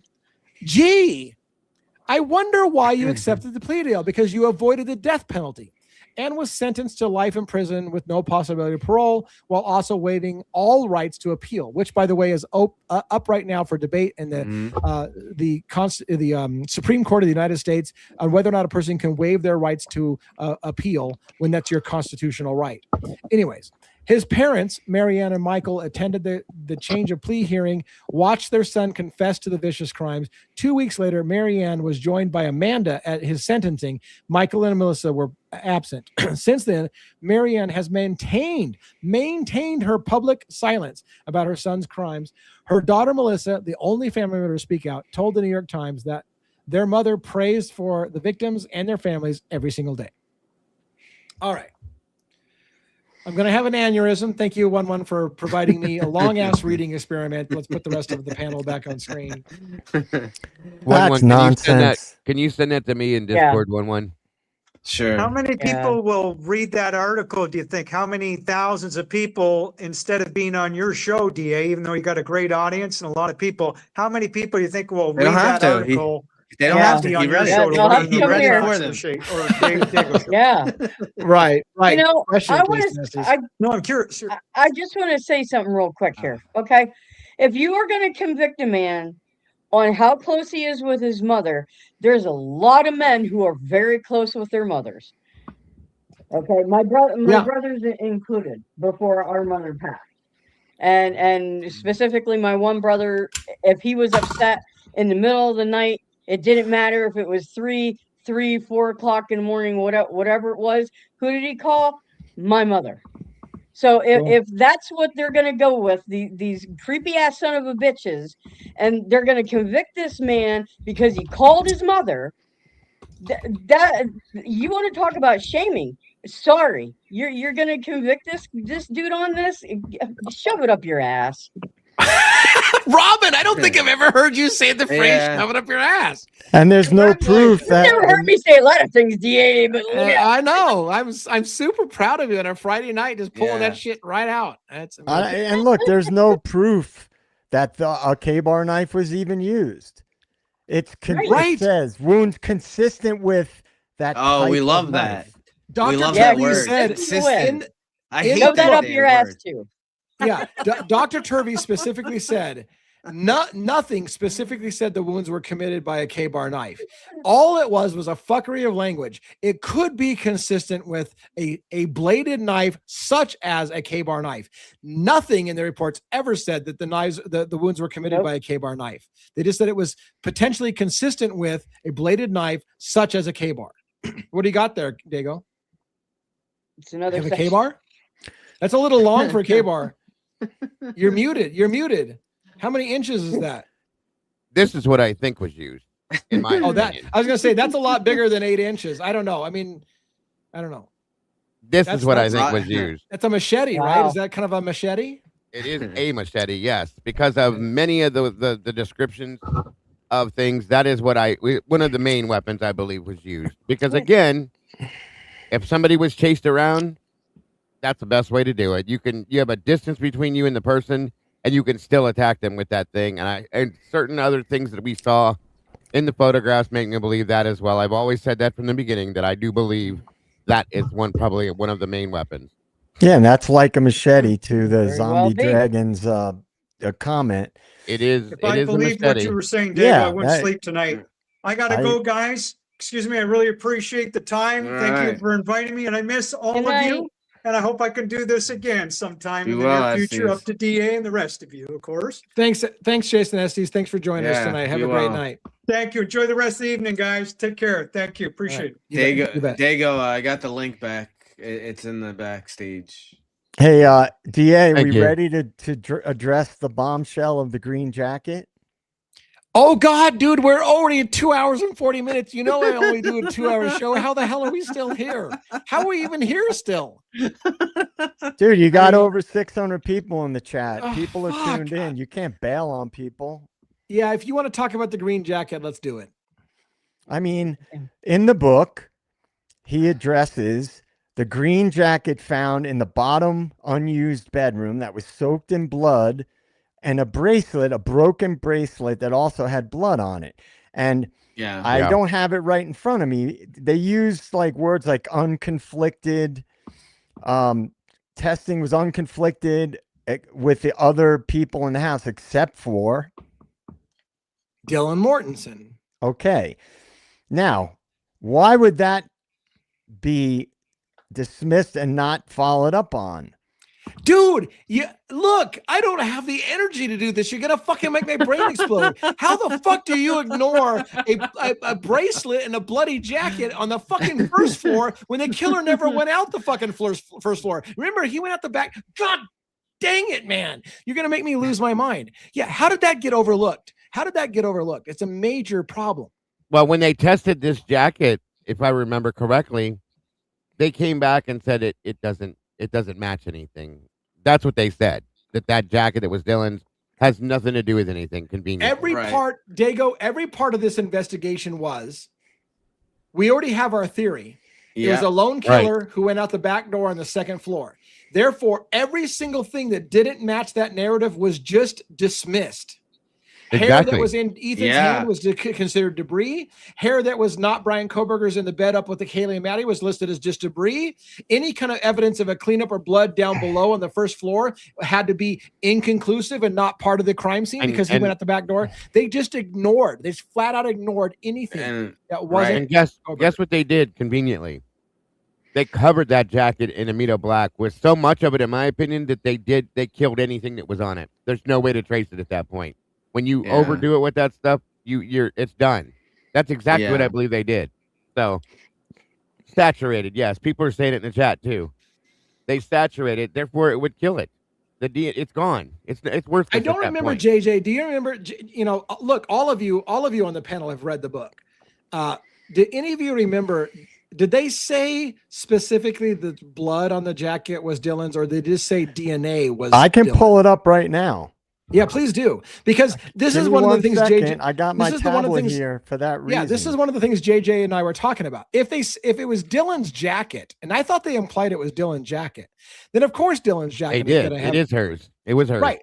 So listen, if it was Dylan's jacket, of course it's going to have Dylan's DNA on it because it's Dylan's jacket. But if the blood on the jacket was Dylan's, that's a whole fucking different story. So the question is did they just say that the DNA, that they found DNA on the jacket and that the DNA was Dylan's, which again, if it was Dylan's jacket, then why wouldn't it be Dylan's DNA? I remember it was pretty far. It was pretty far into the book. Do you guys remember how far? Yeah, it's in chapter 13. 13. Chapter yeah, 13. 13. Somebody pull it up so we can have it on screen. Can anybody pull it up on the backstage? I'm pulling it right now. Yeah, you guys pull it up because I have it separate on my tablet. Yeah, here, I'll pull it up real quick here. Give me a second. Yeah, I mean, I was behind you guys with the book because you guys got it before I did. So that was one of the last, I read that fairly recently, and I'm almost positive it said the blood was unconflicted. That was the word they used, which I'm not familiar unconflicted with. is a very weird word. Right. It was unconflicted is a very weird word. And that I'm pretty sure that they were talking about blood being Dylan's because they were speaking about blood. So, but we'll have to look at it.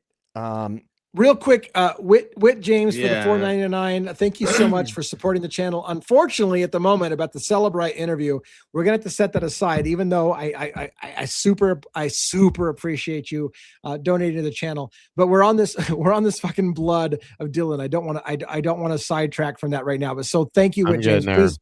Please hang on. I got it. Do you have it? Because I have it. I'm scrolling to get to chapter 13, but I have it pulled up.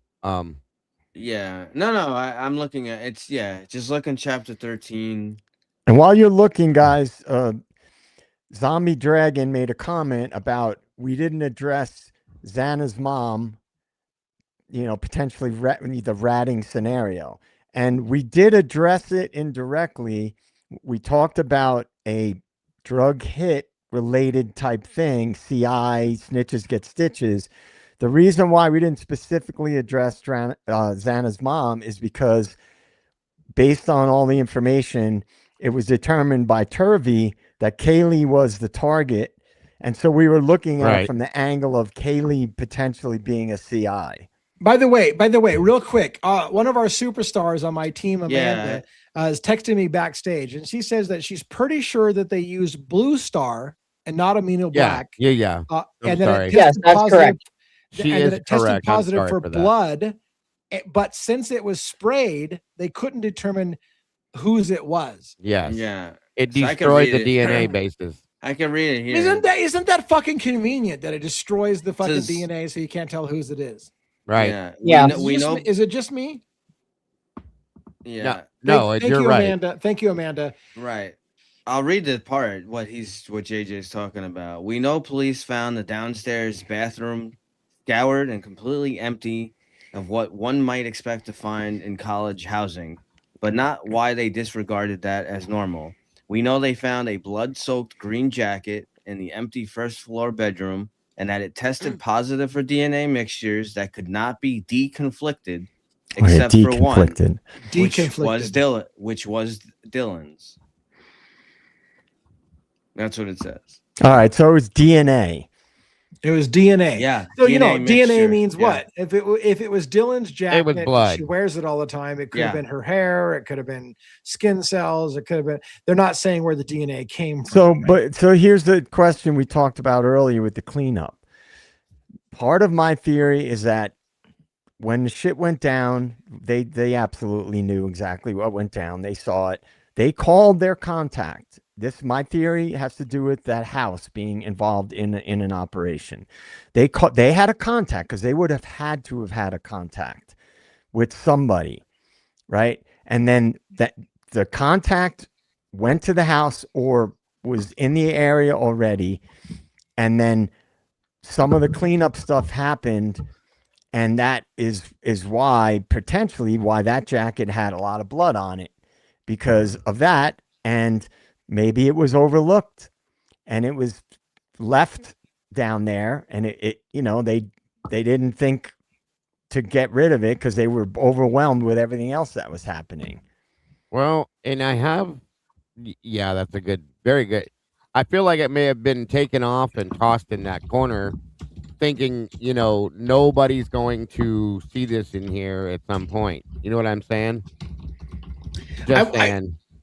by the way, it's backstage if you want it. He already read it, but it's back there. But another thing I want to point out with that whole thing, I'm gonna have to move this then. Just give me a quick second here. I'm gonna have to move that down. I was going to answer real quick while you're looking for that if it doesn't digress too much. Somebody was asking, what does the term deconflicted mean? Because I also was like, that's a fucking weird word, deconflicted. And so don't lose your thought, Dago. Deconflicted means that potential conflicts have been identified and resolved so that things don't interfere with each other. So somebody decided there was a possible conflict with this data and decided that there was no conflict, so it was deconflicted.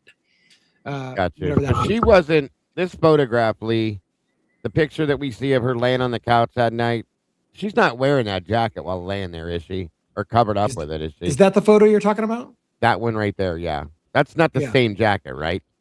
Right. You only see a little bit right here in there. I'm not showing it, but the kind of grayish area, that's the blanket on top of it, right? That's just above the blanket. Right above the blanket, ear. Right below. That's what she's wearing, because the other part's the heart-shaped blanket. So that the same jacket? I don't think so. I thought it was a green jacket. I thought they described it as a green jacket. Yeah, I don't think that's the same. Not green, then it was a brighter green. Okay, then. Because somebody had said that to me before, like earlier this afternoon, and I was like, I don't know, but if it was, that would be awful damn convenient. Well, my question is, was the jacket used possibly to clean up or got messed up during the cleanup? Okay. Yeah, that's very possible. Somebody asked a crazy question. It's fucking Friday night, so fuck it. Somebody asked a crazy question. If Dylan's jacket was found with blood all over it at the crime scene and they just dismissed it as not relevant, does the color of hair that Ethan Chapin has in his hand and is ripped out on the floor, does that match the color of Dylan's hair? Did anybody test that Dylan wasn't missing any hair or it had any hair ripped out? Is there any possible? And I'm just asking. I'm not blaming Dylan. I'm asking. Did Dylan have? Could it be Dylan's hair? Could it potentially? Is there? I mean, it looks like a dark. That's the same color, Lee. Dark blonde. I'm not saying it is, but it could be. And somebody told me pull that picture up again of Dylan sleeping on the bed. Pull that picture up of Dylan sleeping on the bed. And also, if Amanda is in the chat, can you pull up the photo of the clump of hair on the floor? Let's compare these two photos real quick next to each other. Now, I just want to see the color. I wanted to say too that at the same time that jacket, it's behind backstage, by the way. At the same time that jacket was found with blood on it, there was also a blanket. That's what I was trying to ask you. Yes, the blanket was taken into evidence. And they're saying that this is the blanket and it had blood on it. So there again, I'm sorry, but you can't ignore these things. Okay. If that's the blanket that had blood on it, and I've seen two people say it in chat so far, that's the same blanket. Look at, and I agree. Somebody said, look, this is speculation only. 100%. This is speculation only. But I want you to, if somebody, for the love of God, somebody please help me pull up the photo of the clump of hair on the ground, because I'm telling you, the clump of hair is the same color here. Now, I'm not saying I have that for sure. Okay. I'm not saying, listen, I'm not saying it's Dylan's hair, but I'm asking you is compare these two photos and tell me if the color is not the same. Again, I'm not saying, I don't know how to fucking say this enough. I'm not saying it's Dylan's hair. I'm asking the question. Is there any possibility of a bloody jacket of Dylan's is found with blood on it that is inconclusive of whose blood it is or whatever, is found at the crime scene? And if there's a bloody clump of hair that matches the same color of hair, is it not something that we should know the answer to? Should we not know definitively that it wasn't her hair? Should we not know that? Pull it up. It's backstage. Yes, I don't see it backstage. Wait a minute. I blew it up the wrong way. My apologies. Hold on. Here. Now it's backstage. Is it backstage? Still don't see it backstage. It's back there. It looks, there's two black boxes. It's back there. Oh, yes. Okay. Okay, blow that up. Can we blow that up? Blow it really close to that hair on the floor, right there by the wall. Yeah, blow that up. Well, let me. Get it any bigger? Come on. Damn it. Yeah, I know. I get it, dude. It won't let me blow it up any bigger, but this is it right here. Right. So all I'm saying, it's a question. It does match. It looks like it would match. That hair color looks extremely similar. Extremely similar. It does. It truly and honestly it does. And if you look right here, so does that. Yeah, right there. I know. Right there where Dago is moving his mouse across, there's also hair stuck to the bed frame right there. Dr. Turvey, according to the book, Dr. Turvey found that hair was still stuck to that bed frame 2.5 years later. That hair is still stuck to the bed frame. That hair is observed in Ethan Chapin's hand. That as Christopher Wickham said, and let me move to a full screen kind of. Well, let me move to this so you can. Christopher Wickham described it wasn't a clenched fist, it was a relaxed fist. So he had a hand like this. Christopher Wickham on our interview said Ethan Chapin's hand at autopsy is in this position, which was like a clenched fist ripping out somebody's hair that had relaxed a little bit. So it's still in this position, and it had human hair in it. That was and he said it was consistent with the hair that's on the floor, ripped out, that was 6 to 8 inches long in length. In a pool of blood. So whose hair did Ethan Chapin rip out during the commission of the crime? And again, well, I wanted to say something about that because you're talking about the color of the hair, that was in that picture. Xana had brown hair. She didn't have black hair. She had dark brown hair. She had brown hair. And some women have like some parts of the, might be a little lighter than others in different parts. And so, again, this is just, we're talking about the hair. And if, in fact, some shit went down about you're being cheated on, people are on drugs, confirmed, right? They're drinking Adderall, pretty highly intoxicated. Shit goes down. Shit, remember, it's not like two sober people just having a conversation. It's after a night of partying. Shit gets heated, shit can get out of hand and then spiral, right? So all I'm saying is the idea of the Nunez saying suicide right out of the gate, you have to at least look at it. And then you have to ask the question, if speculation, this is not my top theory, but you have to look at why would it be covered up? What would be the reason why, if something haywire happened like that in the house, why would it be covered up? Right. And good question. And Motoman Max, thank you for. It looks like you donated on Dago's side. Thank you very much for this. Chris said it was like a relaxed fifth or power chord shape. Yeah, and again, he made it. Look, Chris is very, very, very careful about what he said. He literally said, "I'm not saying Ethan Chapin ripped the hair out of one of his assailants' heads. What I am saying is that the crime scene photos and the autopsy photos, and 2.5 years later, when Brent Turvey visited the warehouse where they stored the evidence, human hair of that color is found, and it looks like it's in the relaxed fist of Ethan Chapin." Look, Christopher's being super careful not to say Ethan Chapin ripped the hair out, but I will tell you, between you and me, what he's telling you is Ethan Chapin ripped the fucking hair out of his attacker's head. He just doesn't want to come out and fucking flat out say it. What he's telling you is the factual basis. That hair is found in his fist that looks like it's relaxed because of the death and sitting in before rigor mortis, the hand relaxed. So he's just telling you the facts. The hair is found, a long clump of hair, and you do the math. That's what he's asking you to do. You do the math. He's not going to go as far as to say Ethan Chapin ripped the hair out. Because again, you put him in a difficult question. You put him in a difficult position for you to ask Christopher Wickham to just say flat out that Ethan ripped the hair out of an attacker and it wasn't Brian Koberger's hair. That's super hard for him to say, right? That's super difficult because Brian Koberger pled guilty to the crime. So he's going to say Brian Koberger's a liar. What he's going to say is the evidence shows that Ethan Chapin had a clump of blonde hair in his hand, and you do with that what you may. Right.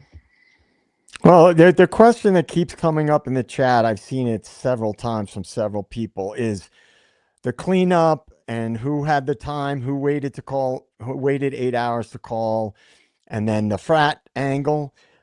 But here's why I always respond to that. It's then why would the roommates not be looked into more? Right? Why wouldn't they pursue that? That's obvious. That's an obvious thing. And my theory has always been they were told what to say. They were given a narrative from somebody of what to say. And that's why I always ask the question, if X, Y, or Z happened, why would they cover it up? I'm not saying they wouldn't cover it up. I'm asking the question, why? Why would that cover up be necessary for X, Y, and Z theories? So I ask that for everything because we all can, I think, agree that there was cover-ups and fuckery involved in this case. So I can't look at anything unless I can explain, then why would law enforcement go to the lengths they have gone to cover it up? Right. Yeah, that's a good point. And I'm not saying that I can't explain that. I could say, because it was a CI operation, they didn't want that to get out. So they covered up certain things that were involved because they didn't want it to get out that, oh, by the way, that, you know, someone potentially or more than one person in the house was a CI. What is Lenny Moe's comment? Can we ask Jen what she was going to tell us now? I mean, this has been pinned for a while. What was she talking about? Do you guys know? Idea. Nope. Okay. I don't know. I didn't pin the. No. Where's the commenter at? That's what I was looking for. Where's the comment at? I mean, part of me is like, I'm looking. I'm looking at the time. Oh, wait. I never go. What did she say? What was the comment that you just said? She said something about a comment a question that Jen asked. What did Jen ask? Well, no, she said, "What was Jen going to tell us?"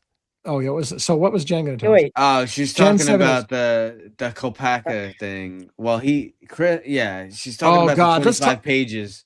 Let's talk about Kopaka for a second. What the hell are we doing? Do you guys need to go to bed? It's been 3 hours. We never go 3 hours. Do I need to let my team get some fucking sleep or what? I mean, it's Friday night. There's 660 something. I'm good. I can handle, but I'm probably gonna have to jump out of here soon because I have my wife. Actually, we got a total of 800. Yeah. So look, the Kopaka situation came up. Those who watch my channel know that I've been on Kopaka from the very beginning. I've been obsessed with Kopaka. I did a bunch of public records requests on Kopaka. We've watched hours of video about Kopaka. At some point, Jen says 25 pages were pulled by the publisher, not Wickham. It was not all Kopaka. It was also the 17-minute call and other info about a man who was stalking women claiming to be cannibal. Yes, Jen S. Yes. All right, look. I caught only a brief portion of the interview with Birdie Bombshells on his show. Somebody had paid money to ask a question about Brent Kopaka. Wickham went into a long discussion about a chapter that was pulled by the publisher from his book, a chapter that included, among other things, discussions about various people. Of which during the conversation with Birdie about that chapter, he said, I could tell you more about Brent, and I about pissed myself because I've been all over Brent Kopaka from the beginning. So I reached out to Chris and I'm like, oh my God, is that chapter about Brent Kopaka? And like Jen said, the chapter had to do with several individuals, including a crazy individual who I think shows up in the reports. We've seen many things about a guy that was running around town that always had knives, had some kind of issue with his mother, that he thought that the university had done some shit to his mother and that she would belittle him. And he would go out on the town getting pissed off after being like, it's a crazy fucking story, but it's in the actual police reports. I think that's a lot of what Christopher Wickham was covering in that chapter, in addition to maybe other figures, including possibly Brent Kopaka, but it certainly wasn't that from my understanding, the entire chapter was not about Brent Kopaka, because I about pissed myself when I thought the whole chapter was about Kopaka. I don't think it was about Kopaka in general. So let's clarify that. All right. Well, look. Hey, look. Let's call mercy. I mean, Dago do some family. Fucking one needs to fucking go to work in the morning. Fucking Robin's back on the East Coast and she's exhausted. Let's put a fork in this shit and call it a good night. So I think let's wrap up here. I'm sorry if we didn't get to your questions. It's been a great Friday night. I love that we went off the rails a little bit and asked a lot of difficult questions. Let's go around the horn as my traditional fashion. Maybe I'll cue up a song to play us out on the way out. If you haven't seen, let's do Pretty Much. It's a song that we made by AI about Dylan and how things happened at pretty much 4 a.m., which a lot of people think there's problems with it. So we're going to play you out with Pretty Much. But in the meantime, let's go around the horn. JJ, Dago, 1-1, Robin, and then I'll close us out with Pretty Much. And that'll be it for the night. I think it's been a great night. JJ, what do you got for closing thoughts? Yeah, I think Cat Farm, right? We got to shout out Cat Farm. Yeah. Great stuff, Cat Farm. Several great AI songs. So as we started out the stream, it's okay to question people. It's with consideration of everything that's happened and the narrative pushbacks the true crime community has gotten and all the other residual BS that we've had to tolerate. It's okay if someone comes into the fold. It's okay to question their motives. It's not, our job to automatically go along with everything and not question it. And as we said, that's our job to do. That's what we do. Yeah. We're not the mainstream media. We're not Howard Bloom. We're not here to just accept whatever narrative is given without questioning it and holding it to the fire. That's what we're supposed to do. So that's the way it should be. And so I'm all for that. And I think we should continue to do that. And I think so should all the other creators. But, I think it was a great stream tonight. I think we got into some juicy stuff. We addressed a lot of things. And when you see a narrative being shunned or steered away from, that's what you should be asking questions about. You shouldn't just accept information. We've all been invested in talking about this case, and a lot of people have done a lot of research and digging. And so we need to continue to do that and pay attention. The last thing I'll say, pay attention what happens going forward. As I said, maybe I think it was last night or the night before, wait and see. See what happens as the narrative shifts. See if other bigger things that are related to this case or as a result of this case, see how they change. And that's what our job is. And I will continue to ask questions. I know that. So with that, great stream. Thank you to the advocates, denizens, meatballs, the awesome mods, everybody that participated tonight. It was a great stream. And so I look forward to tomorrow night. And good night, everybody. Thank you. All right. And look, if you, there's a lot of new people who are checking out the channel for the first time. If you have not seen the song that Cat Farm put together with AI and whatever called Pretty Much, and if you've not heard it, oh my God, stay through the end of our closing. Don't tune out early. Pretty Much is pretty much fucking worth staying for the close. Mm-hmm. All right, Dick, what do you got for thoughts? Oh, very interesting show for sure. I appreciate everybody joining us on both sides of the gate. Thank you to all the moderators, both sides. Very much appreciated for everything you guys do as always. Very interesting conversation for sure. So, thank you to Lee, 1-1, Robin, and JJ as always, and Jason as well, for being here tonight to partake in the conversation. And definitely looking forward to the next time. I hope you guys have an amazing rest of your night. Don't forget to love yourselves and love each other, and do not change a thing. You are all truly the beautiful people. Thank you all so very much. Very good. And somebody was asking about if Lana was on with Chris tonight. I don't believe Atlanta from Sunday night. She's on with Sunday. Yeah. Lana from Truth and Transparency is going to have Christopher Wickham on her show. Yes. One. Go ahead and do a close. And let's skip the movie trivia tonight. Sure. So we've been long tonight. So yes, I know. So Sunday's a big day. You got Harsh from Harsh Reality. He's breaking down the interview that Lee did with Chris. It's great.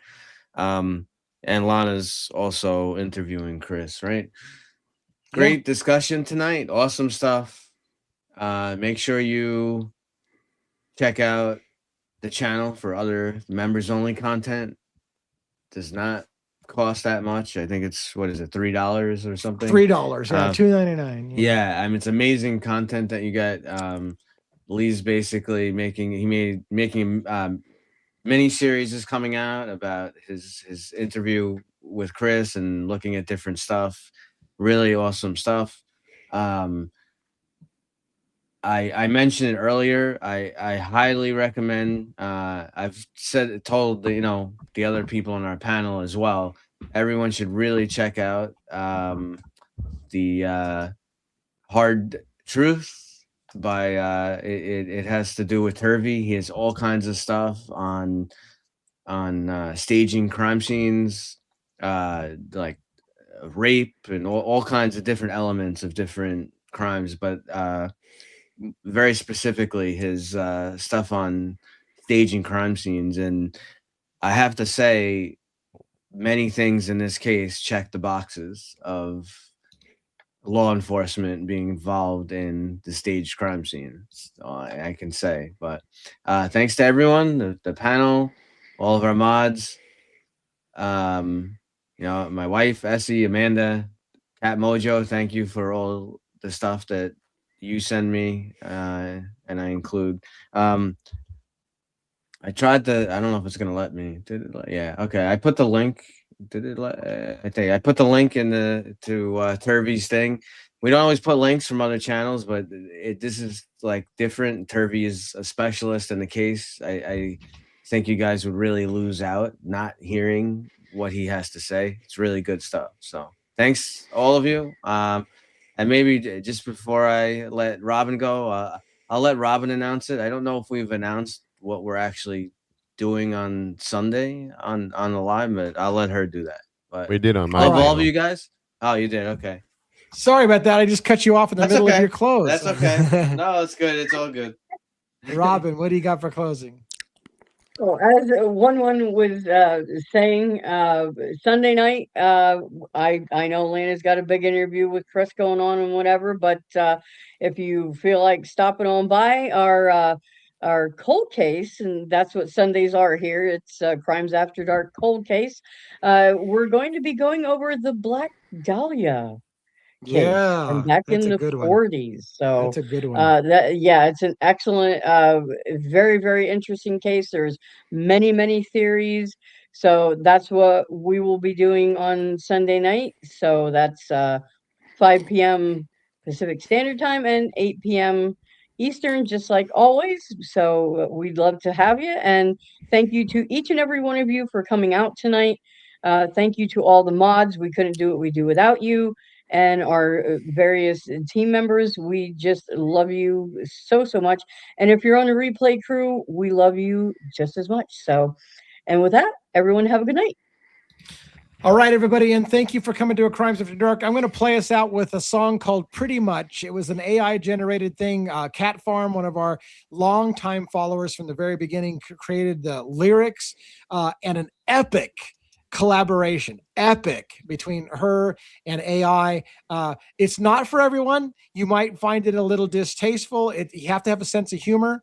If you know Dylan, when she says a lot of things that pretty much happened at 4 a.m., this song is a riot. I'm going to put the team on the side panel so that they can interact if they want to with the song. If you haven't seen it, you need to see this. Stay for Pretty Much. Thank you for coming to Crimes After Dark. Take it easy. We'll see you again tomorrow night, same time, 5 p.m. Pacific Standard Time, 8 p.m. Eastern Standard Time. And here is Pretty Much.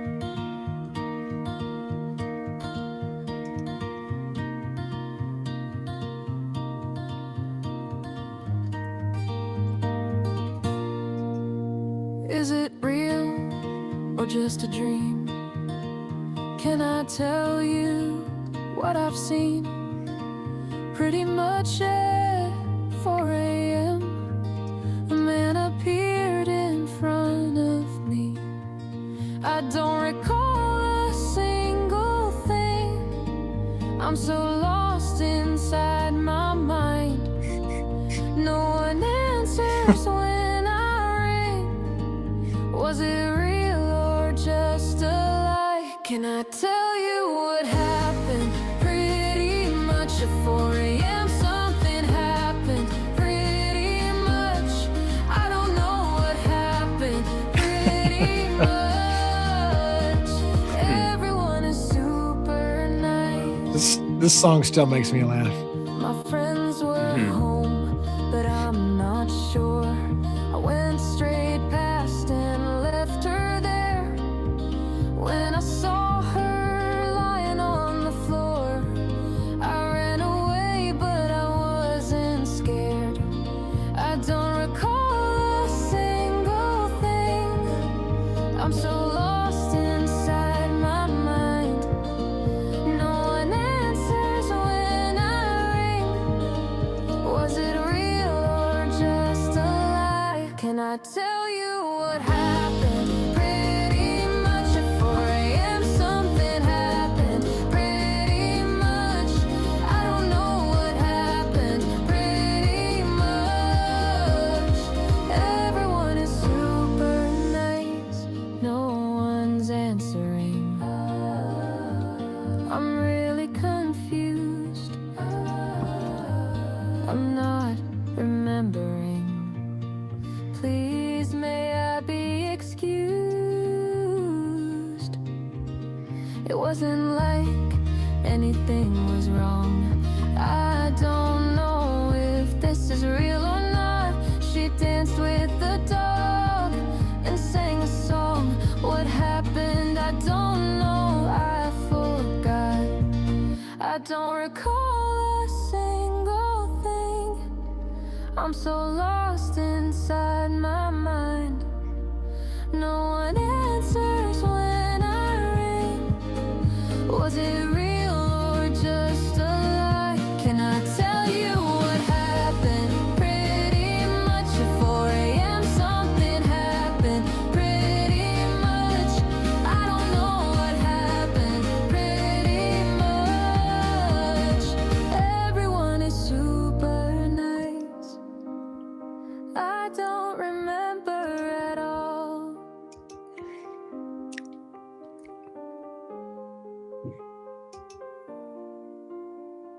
All right. Thank you, everybody. Thanks for coming to Crimes After Dark. See you next time. Good night. Bye. Good night.